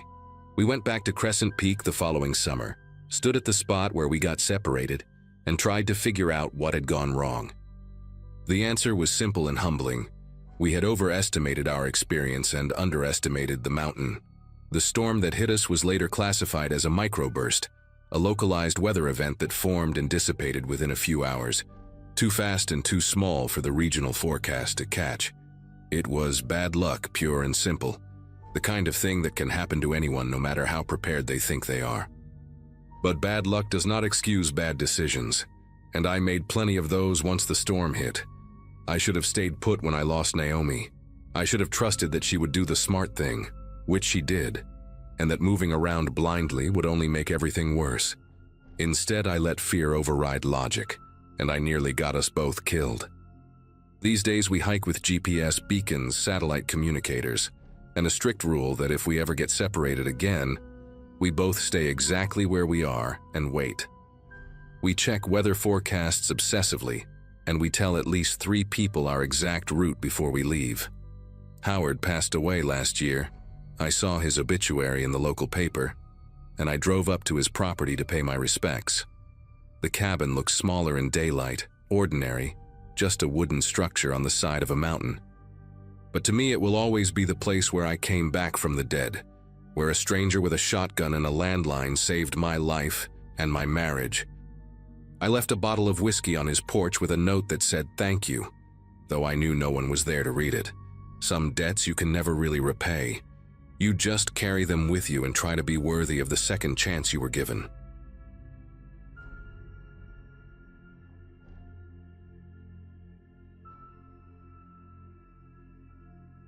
Saturday night, December 24th of 2022, and my wife Denise had been planning our little family gathering for weeks. We had moved into our house on Birchwood Lane just 8 months earlier, a modest 2-story place in a quiet neighborhood outside of Richmond, Virginia. My parents drove up from North Carolina, and Denise's sister Maggie came with her husband Owen and their 2 kids. Counting our own daughter Sophie, who had just turned 4, we had 9 people packed into a house that suddenly felt smaller than when we bought it. By 7 in the evening, the kitchen smelled like honey-glazed ham and my mother's famous sweet potato casserole, and Sophie was running circles around the Christmas tree with her cousins, their laughter bouncing off every wall. Having graduated college in 2008 during the recession, it took me 14 years to finally own a home where I could host a holiday dinner, and that night felt like proof that all the struggle had been worth something. The first knock came around 8:30, right when we were clearing the dinner plates and my father-in-law Owen was telling one of his long-winded stories about a fishing trip gone wrong. I remember pausing mid-step, a stack of dishes in my hands, thinking maybe one of the neighbors had stopped by to wish us happy holidays. We had met a few of them during the summer, mostly older couples who kept to themselves but seemed friendly enough. Denise caught my eye from across the dining room and shrugged, and I set the dishes on the counter before heading toward the front door. Our porch light was on, casting a yellow glow through the frosted glass panel beside the door, and I could see shapes standing there, More than one person, their silhouettes dark and still against the winter night. Something about the way they stood there, not moving, not talking among themselves, made me slow my pace before I reached the handle. I opened the door about halfway, keeping my body between the gap and the warmth of the house behind me. There were 4 of them standing on my porch, 3 men and 1 woman, none of them dressed for the weather. One of the men wore a thin denim jacket over a flannel shirt, and the woman had on a hoodie with the sleeves pushed up despite the temperature being in the low 30s. They ranged in age from maybe early 20s to somewhere around 50, and not one of them looked related to the others. The oldest man, a heavy-set guy with a patchy gray beard and deep-set eyes that caught the porch light in a way that made them look almost yellow, stepped forward and smiled at me. He said they were friends of Owen, that Owen had invited them to stop by for dessert, and he apologized for showing up unannounced. I turned my head back toward the dining room and called out to Owen, asking if he was expecting anyone, and Owen appeared in the hallway behind me with a confused look on his face, shaking his head slowly. When I turned back to the group, the story had already changed. The woman, who had stringy blonde hair and a nervous habit of picking at the skin around her fingernails, said they were actually friends of Maggie from her church group. I told her to hold on and went to get Maggie, who came to the door wiping her hands on a dish towel, and she stared at the 4 strangers with absolutely no recognition in her eyes. Maggie said she had never seen any of them before in her life, and that she did not belong to any church group. The youngest of the men, a skinny kid with acne scars and a shaved head, laughed awkwardly and said there must have been some kind of mix-up. Maybe they had the wrong house. But he did not move to leave, and neither did any of the others. They just stood there on my porch, breath fogging in the cold air, watching us with expressions that held something patient and calculating behind the surface politeness. The heavy-set man asked if they could at least come inside to warm up for a minute while they figured out where they were meant to be, and every instinct in my body screamed at me to say no. I told them I was sorry, but we were having a private family dinner, and that I could not let strangers into my home. The words came out firmer than I expected, and I saw something flicker behind the heavy-set man's eyes, a brief tightening around his mouth that disappeared as quickly as it came. He nodded slowly, almost theatrically, and said he understood completely, no hard feelings. Then he turned to the others and made a small gesture with his hand, just a slight movement of his fingers, and without another word the group stepped off my porch and began walking across the front yard. I watched them through the frosted glass as they reached the sidewalk, expecting them to head toward a car parked on the street, but instead they split up. The woman and the young guy with the shaved head went left, disappearing around the corner of my neighbor's fence, while the heavy-set man and the 4th member of the group, a wiry man in his 40s who had not spoken a single word the entire time, went right and vanished into the shadows between the streetlights. I closed the door and locked it, then stood there for a moment trying to convince myself that everything was fine. Owen asked what that was all about, and I told him I had no idea. Probably just some confused people who got the wrong address. But even as I said it, I did not believe it. There was something rehearsed about the way they had approached us, something coordinated about the way they had scattered when I refused them entry. Denise appeared at my side and asked if everything was okay, and I forced a smile and told her it was nothing. My father was helping the kids build a tower out of empty wrapping paper tubes in the living room, and my mother was slicing pie in the kitchen, and for a few minutes I let myself get pulled back into the warmth and noise of the holiday. I checked the front door lock twice without really thinking about it, and then I went to help my mother carry dessert plates to the dining room table. That was when I heard the handle of the back door rattle, a slow, deliberate sound that cut through the laughter, like a knife through paper. I set the plates down so hard that one of them cracked against the table, and I moved toward the kitchen without saying a word. The back door had a window in the upper half, covered by a thin curtain that Denise had hung when we moved in, and through the fabric I could see a shape standing just outside. Whoever it was did not knock, did not call out, just stood there working the handle back and forth as if testing whether the lock would hold. I reached the door and yanked the curtain aside, and found myself staring directly into the face of the woman with the stringy blonde hair. She was standing so close to the glass that her breath left a circle of fog on the surface, and when our eyes met, she did not step back or look surprised.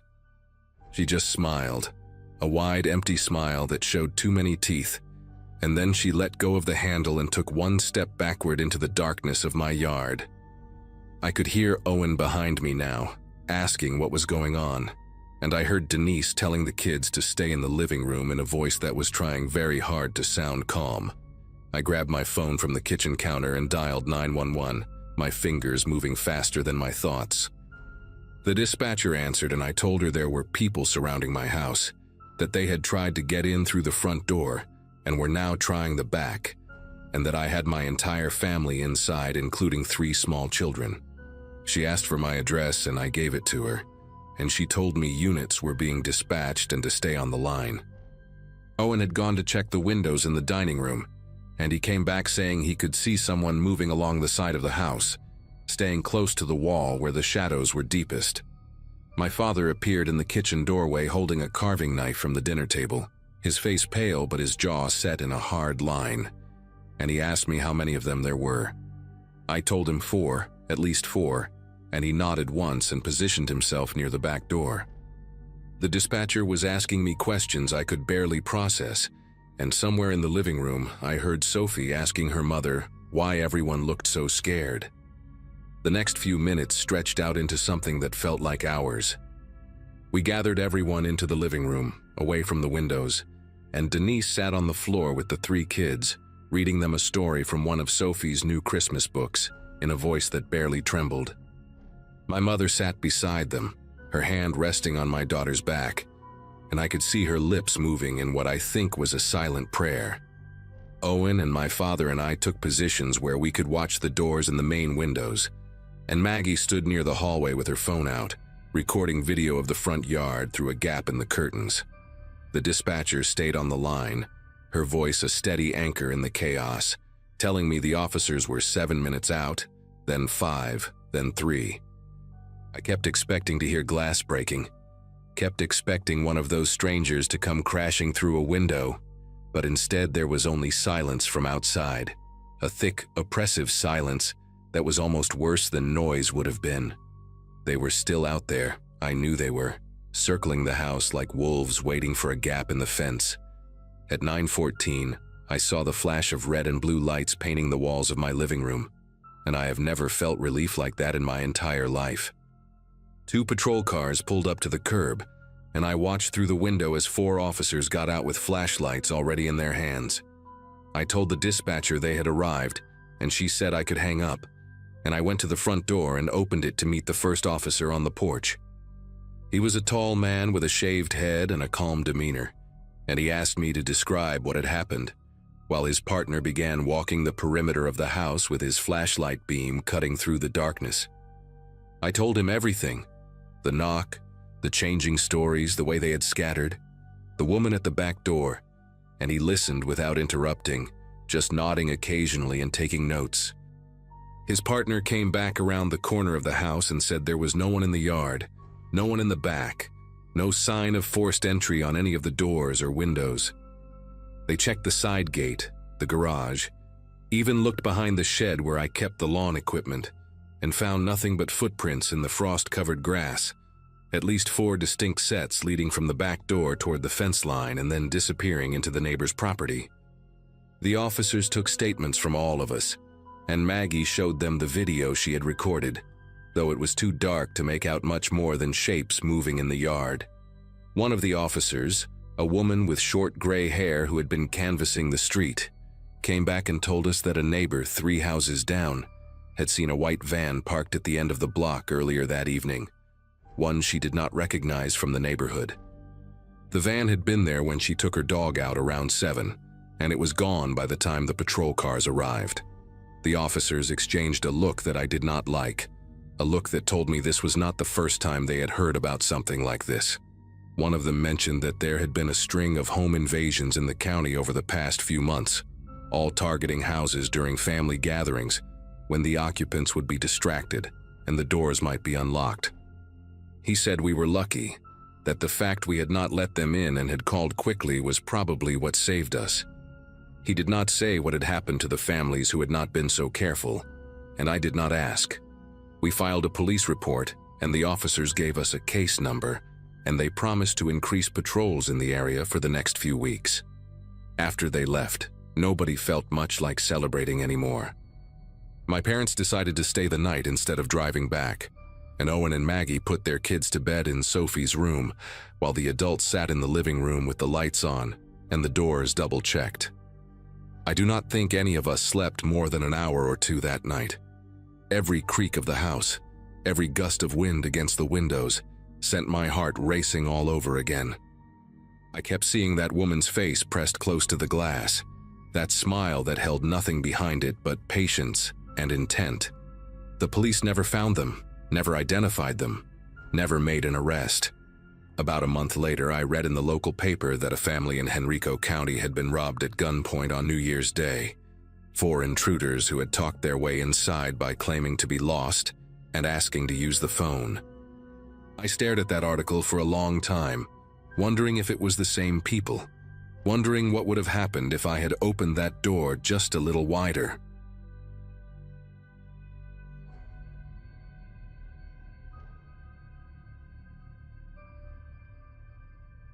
The winter I took that night shift at the little 24-hour convenience store felt like something I agreed to, out of stubbornness more than necessity. At the time, I was juggling community college classes during the day and trying to save enough money to move out of the apartment I shared with my cousin. Night shifts were quiet, predictable, and honestly a break from the chaos of everything else.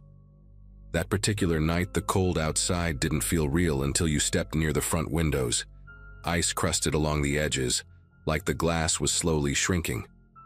I remember pacing the aisles around 1 a.m., organizing things that didn't need to be organized, just trying to stay awake while the heater rattled in that uneven way it always did during the deep freezes. Closing hours didn't technically apply to us, but our manager insisted we lock the doors between 2 and 3 a.m. so we could restock safely. I hated that hour. Customers could see the lights on and still come up to the door, and I'd have to mime closed through the glass like an idiot. That night, I had just finished taking out a trash bag when I heard sharp tapping on the front window. Not loud, more like hurried, uneven knocks. A man stood there, wrapped in a thin hoodie so soaked with frost it looked stiff. His hair was plastered to his forehead, and his face carried this pinched expression, like the cold had peeled away everything except desperation.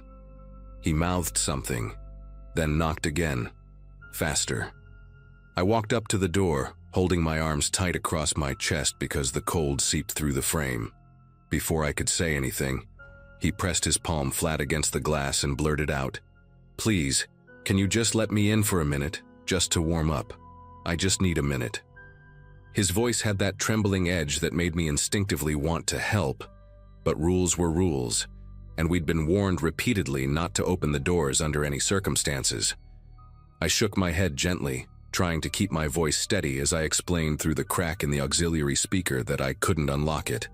His expression shifted, not anger exactly, but this tightening around his jaw, like my refusal had knocked something loose inside him. I stepped back a little, expecting him to leave, but instead his gaze shifted past me, towards something behind my shoulder. When I turned slightly, I noticed another figure outside, a second man standing several feet behind him in the snow.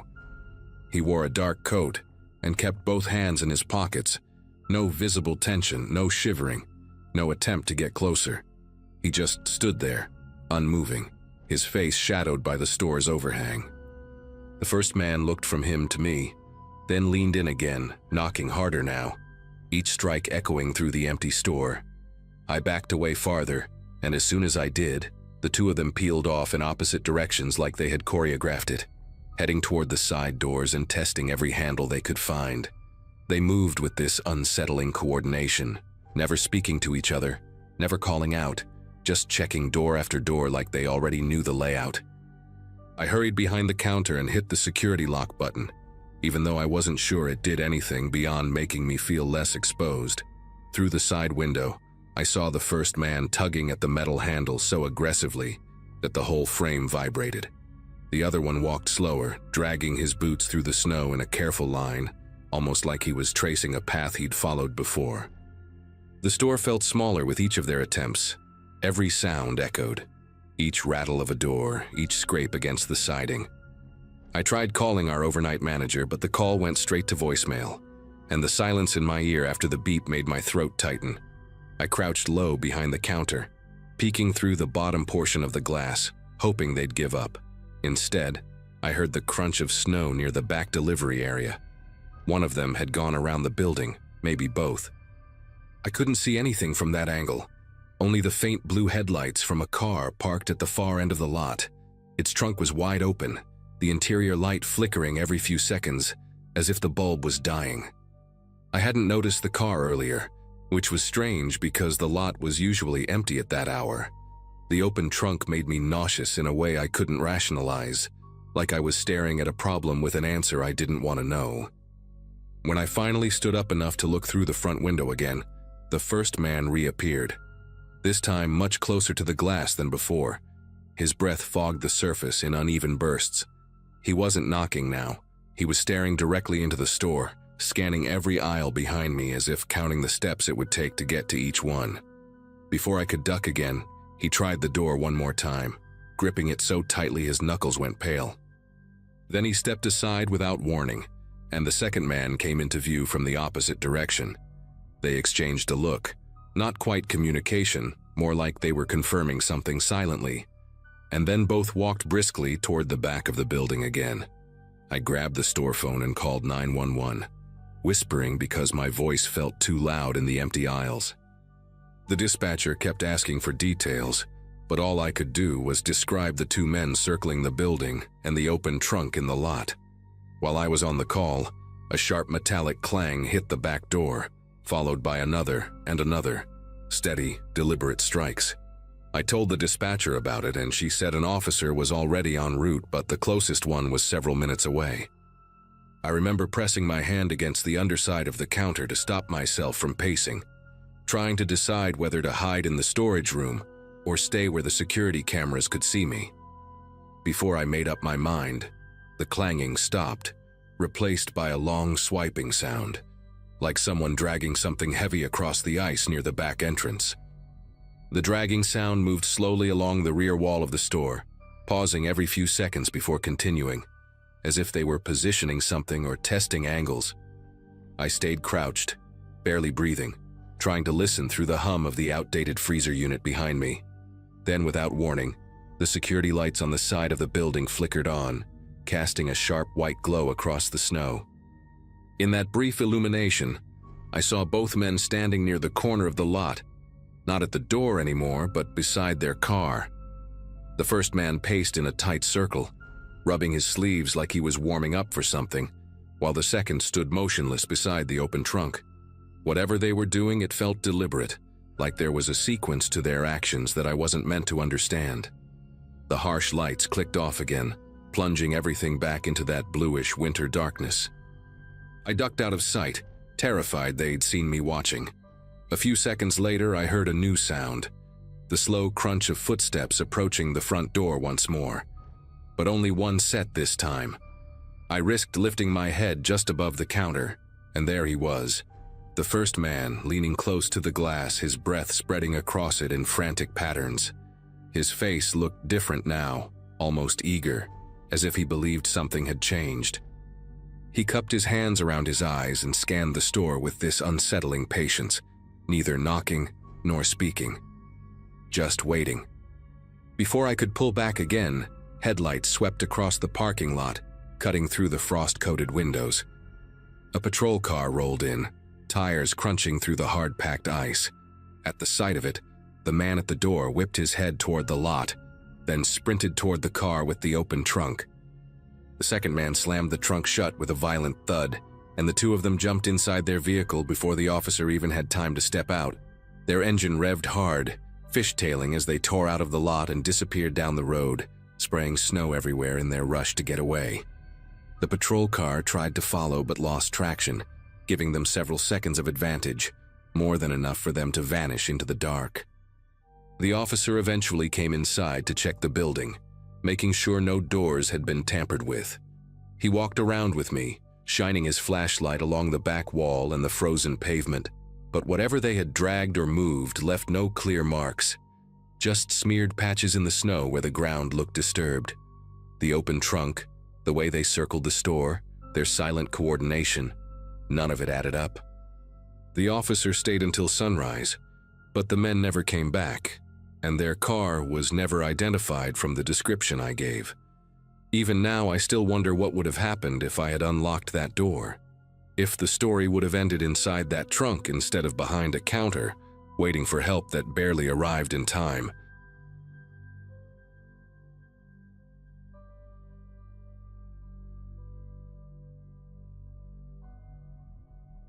The evening had turned into one of those stubborn winter storms that seemed to appear out of nowhere, even though the forecast had only hinted at flurries.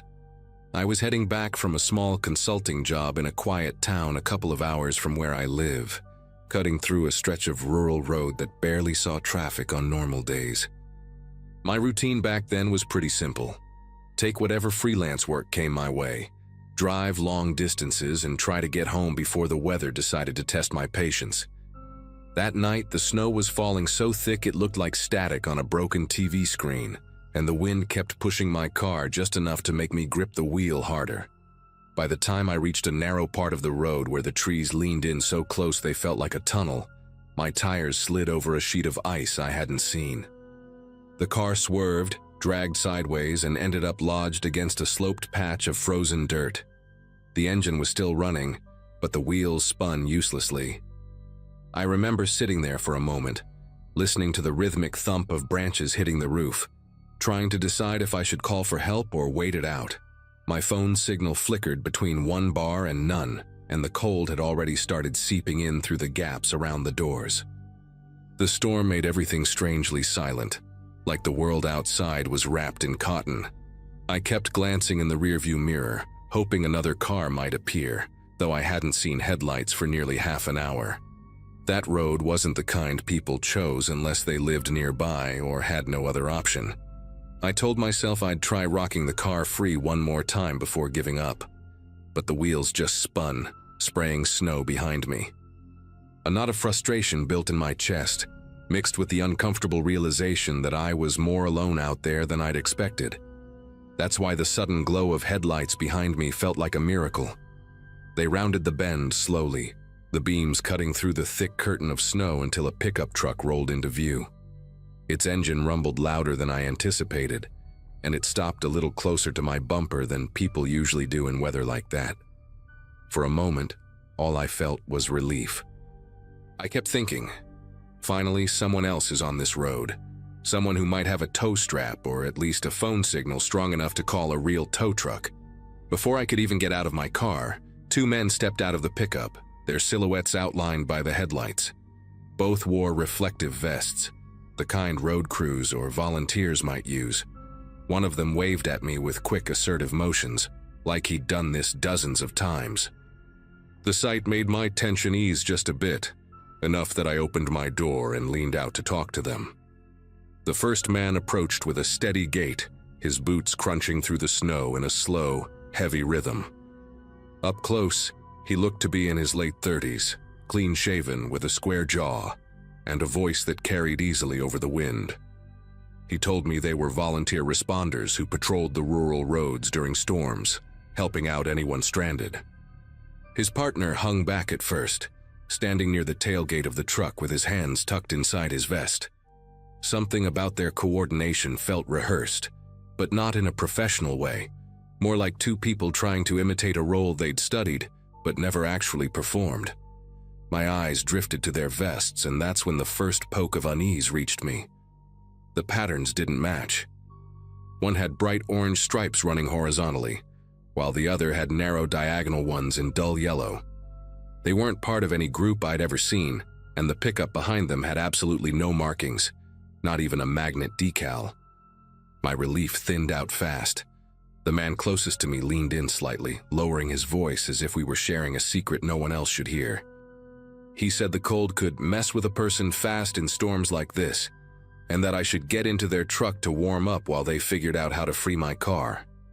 His tone had that forced calm people use when trying to steer someone toward a choice without making it sound like pressure. I told him I was fine staying where I was, that the heater still worked. His expression barely shifted, but something in his posture tightened, like he wasn't expecting me to decline. Behind him, his partner began pacing slowly toward the back of my car, each step measured and deliberate. I couldn't see his face clearly, only the dim reflection of my brake lights glinting off the wet fabric of his vest. But he moved with purpose. Too much purpose for someone just trying to help. I kept one foot outside the car, the other still inside, torn between politeness and that rising internal alarm people get when they sense a situation changing shape. Snowflakes were landing on the first man's eyelashes, sticking there as he spoke again, this time insisting that their truck had better heat than mine. He added that it wasn't safe for me to stay alone, not in weather like this. Something about the way he phrased it made the hairs on my arms lift. I glanced past him toward their vehicle, expecting to see some sort of equipment, shovels, chains, emergency lights. But the bed was empty. No salt bags, no tow straps. Just an old blue cooler and a single tarp that looked brand new compared to the rest of the truck. That contrast bothered me more than I wanted to admit. Then the first man slipped his hand into his jacket, slowly, like he was reaching for something he wanted to have ready but didn't want me to notice. The motion was subtle, almost casual, but the intention behind it felt incredibly wrong. My breath caught in my chest as every instinct I had screamed to pay attention. At the same time, the other man had moved farther behind my car, his boots disappearing from my side mirror as he positioned himself directly behind the trunk, completely blocking any shot of me reversing out. I hadn't even realized how boxed in I'd become until that moment. The storm continued to batter everything around us, muting sounds and making the world feel smaller, tighter, like the three of us were trapped inside a snow globe. Trying to keep my voice steady, I told them I just needed a push, not a ride, and that someone else was already on the way, which wasn't true, but I needed something to shift the mood. The man closest to me pulled his hand back out of his jacket, not empty but still obscured by his sleeve, and he stepped a little closer, narrowing the space between us. His partner tapped the back of my car twice, hard enough to jolt it slightly, like he wanted me to know exactly where he was. The uneasiness had grown into something sharper, something that pressed against my ribs from the inside. Every bit of warmth from my heater suddenly felt useless. It was clear now. They weren't there to help me, and whatever they had planned wasn't going to involve me driving away easily. With both men closing in on me from different angles, I realized staying half inside the car was a mistake. I pulled my leg back in fully and shut the door, not slamming it, but firm enough that they'd hear it through the wind. The first man immediately tried the handle, giving it a quick tug like he assumed it would still be unlocked. When it didn't budge, he leaned toward the window and told me I was making things harder than they needed to be. His voice dropped low enough that the words felt directed at me alone, not meant for the storm or his partner. I didn't reply. I just reached down and hit the button that locked all the doors at once. The sound was small, barely audible over the weather, but the shift it caused in his expression was unmistakable. He no longer pretended to be helpful. I put the car in gear, even though I knew the wheels would just spin. The engine whined as the tires tried and failed to grip the ice. The man behind my car stepped closer, bracing both hands against the trunk as if daring me to try again. Their headlights cast their shadows long and warped across the snow, stretching them like figures in a fever dream. I kept my eyes forward, searching for any patch of ground that looked even remotely solid enough to catch traction. Meanwhile, the first man rapped his knuckles against the window, not angrily but rhythmically, like he was waiting for me to brake before he did. The whole situation had collapsed from minor roadside incident into something predatory, fast enough to make my thoughts scatter. A gust of wind hit the trees above us, breaking loose a sheet of snow that crashed down onto the hood of my car. The sound startled both men just enough to give me a second of breathing room. I took advantage of it, gently rocking the car back and forth in the narrow space it had. At first, nothing changed. Then the back right tire nudged against a patch of rougher ice, still slippery, but textured enough to feel different under the wheels. I eased onto the gas the moment I felt it. The car jerked sideways, almost stalling out, but the movement forced the man behind me to step back or risk getting clipped. He shouted something I couldn't make out, but his voice had lost its calm veneer. That alone was enough to push me to try again. The second attempt worked better than I could have hoped. The tire caught just enough traction to pull the car free from the slope, lurching it forward several feet. I didn't stop to think or look back. I kept accelerating, letting the car fishtail along the road until it straightened itself out. In the mirror, the men were silhouettes swallowed by the storm, their truck still parked, headlights glaring through the snow like twin, angry eyes. They didn't try to follow me, at least not that I ever saw. I drove until the storm thinned and the first cluster of distant porch lights came into view, and only then did I pull over to breathe again. I never filed a report because I had no names, no plates, nothing concrete. But whenever winter returns and I find myself on a lonely road, I think about those mismatched vests and the way they moved with such quiet intention. Whatever they wanted that night, I'm certain it wasn't to help.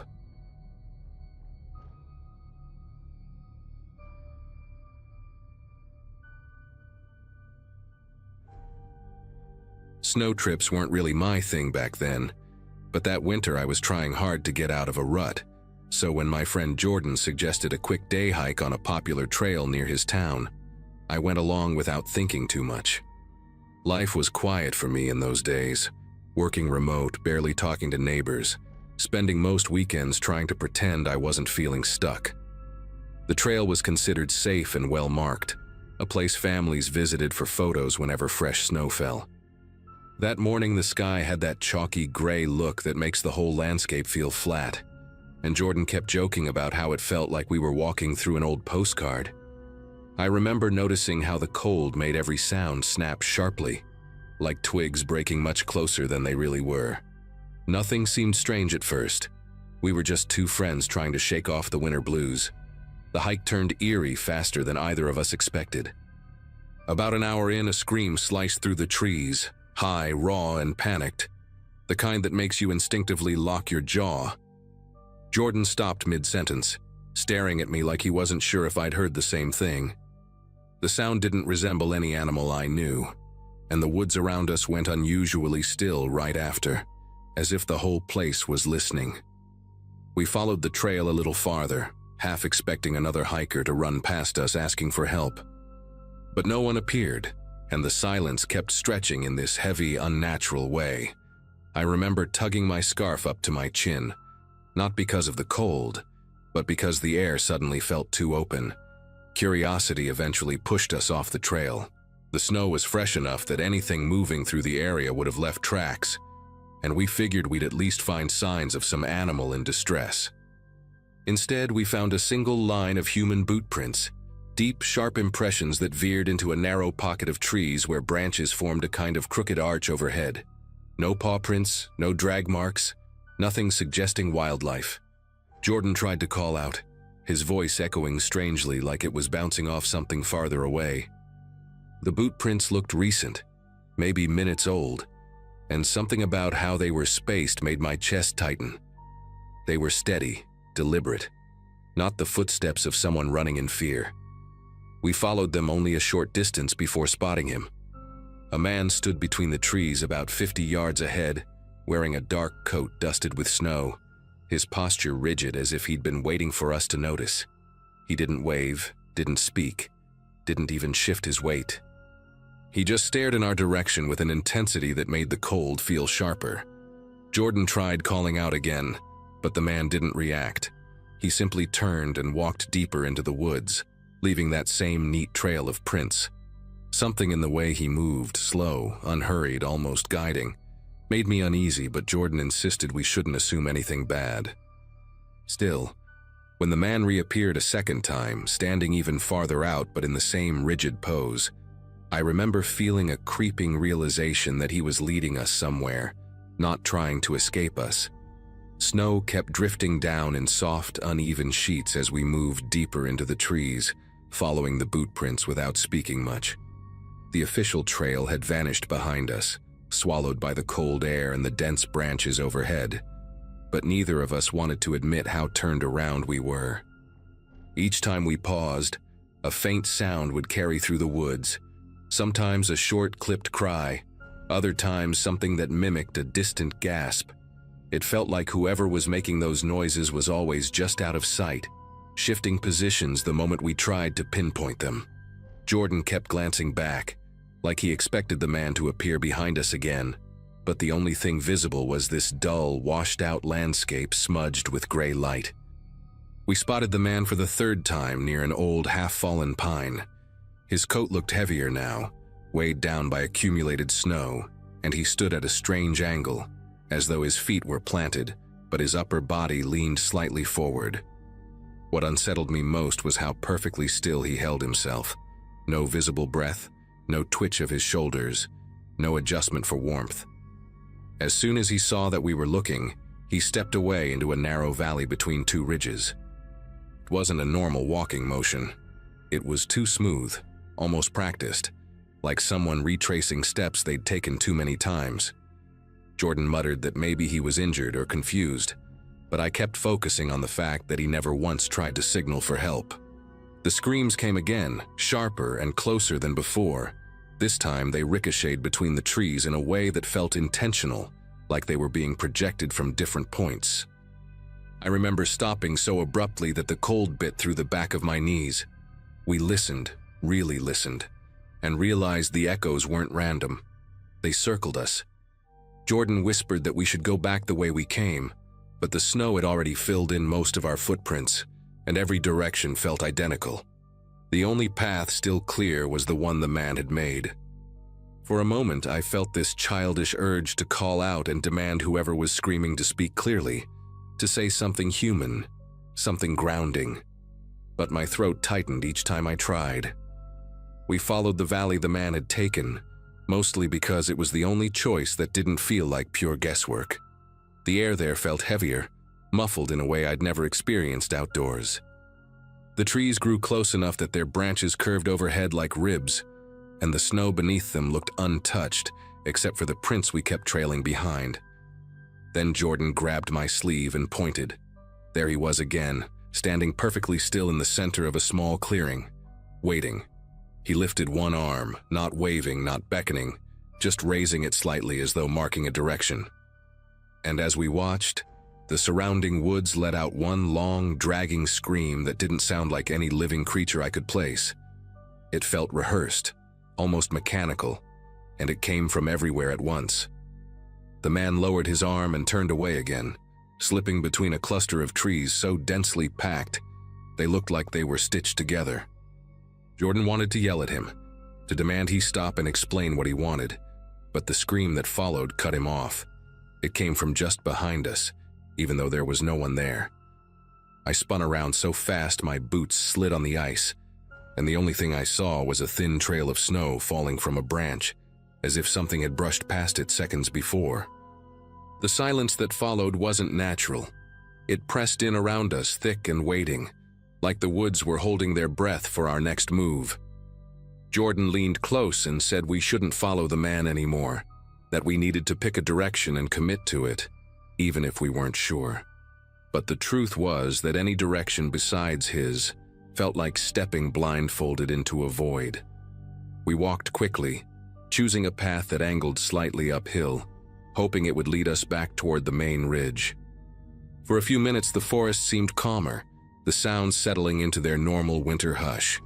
Then the boot prints appeared again, not ours, but his, cutting across our path at a perfect right angle, as if he'd predicted exactly where we'd try to go. They were fresh, impossibly fresh. Jordan stopped walking altogether, staring at them like they'd sprouted out of the snow. I remember whispering his name and feeling this strange heat rise in my chest, the kind that comes from being watched. We didn't see the man right away, but I knew he was close. The air around us shifted in a subtle way, like something large had just changed position without making a sound. Jordan spotted him first. The man stood halfway up the hill, facing us this time. His coat hung strangely on his frame, stretched in places where it shouldn't be, and the snow around him looked disturbed even though he stood perfectly still. The worst part was his head. It was tilted at an angle that made my neck ache just looking at it, as though he was listening for something behind us rather than watching us directly. Jordan whispered that we should go around him, skirt the hill and head toward the open clearing he pointed out earlier on our map. But when we moved sideways, the man shifted instantly, mirroring our angle without taking a step. It didn't make sense. 1 second he was yards away. The next he was aligned with us perfectly again. Like the distance between us had folded. We bolted, not elegantly, not bravely, just pure instinct. Branches snagged our sleeves, snow kicked up behind us, and my lungs burned from the cold. The woods blurred into streaks of white and brown, and for a moment I didn't even care which direction we were going as long as it was away from him. When we finally stumbled into a clearing, an area with a faded wooden trail marker half buried in snow, I nearly collapsed from relief. Civilization had to be close. Behind us, the woods settled into an unnatural quiet. No screams, no footsteps, no figure watching from between the trees. It was as if the entire forest had shut its eyes. Jordan and I didn't talk much on the way back to the parking lot. We kept expecting to hear another cry or see that man standing somewhere behind us, but the woods stayed silent the entire hike out. When we reached the trailhead, a pair of rangers were checking the posted conditions. They asked if we'd gone off trail because they'd found sets of boot prints leading into areas no one should be wandering this time of year. We told them everything, every scream, every appearance of the man, and one ranger's face tightened in a way he tried to hide. He said people got turned around easily in winter. That sound behaves strangely in the cold, and that sometimes you convince yourself you're being followed when you're not. But then he added quietly that if we ever heard screaming in that forest again, we should leave immediately. No investigation, no heroics, just leave. We never found out who the man was or why his boot prints kept crossing ours in places we knew we'd never walked. But I haven't been back to that trail since, and Jordan refuses to even drive near the area. Whatever was out there that day didn't want help. It wanted us deeper in those woods. And if we hadn't run when we did, I'm not sure either of us would have found our way back out.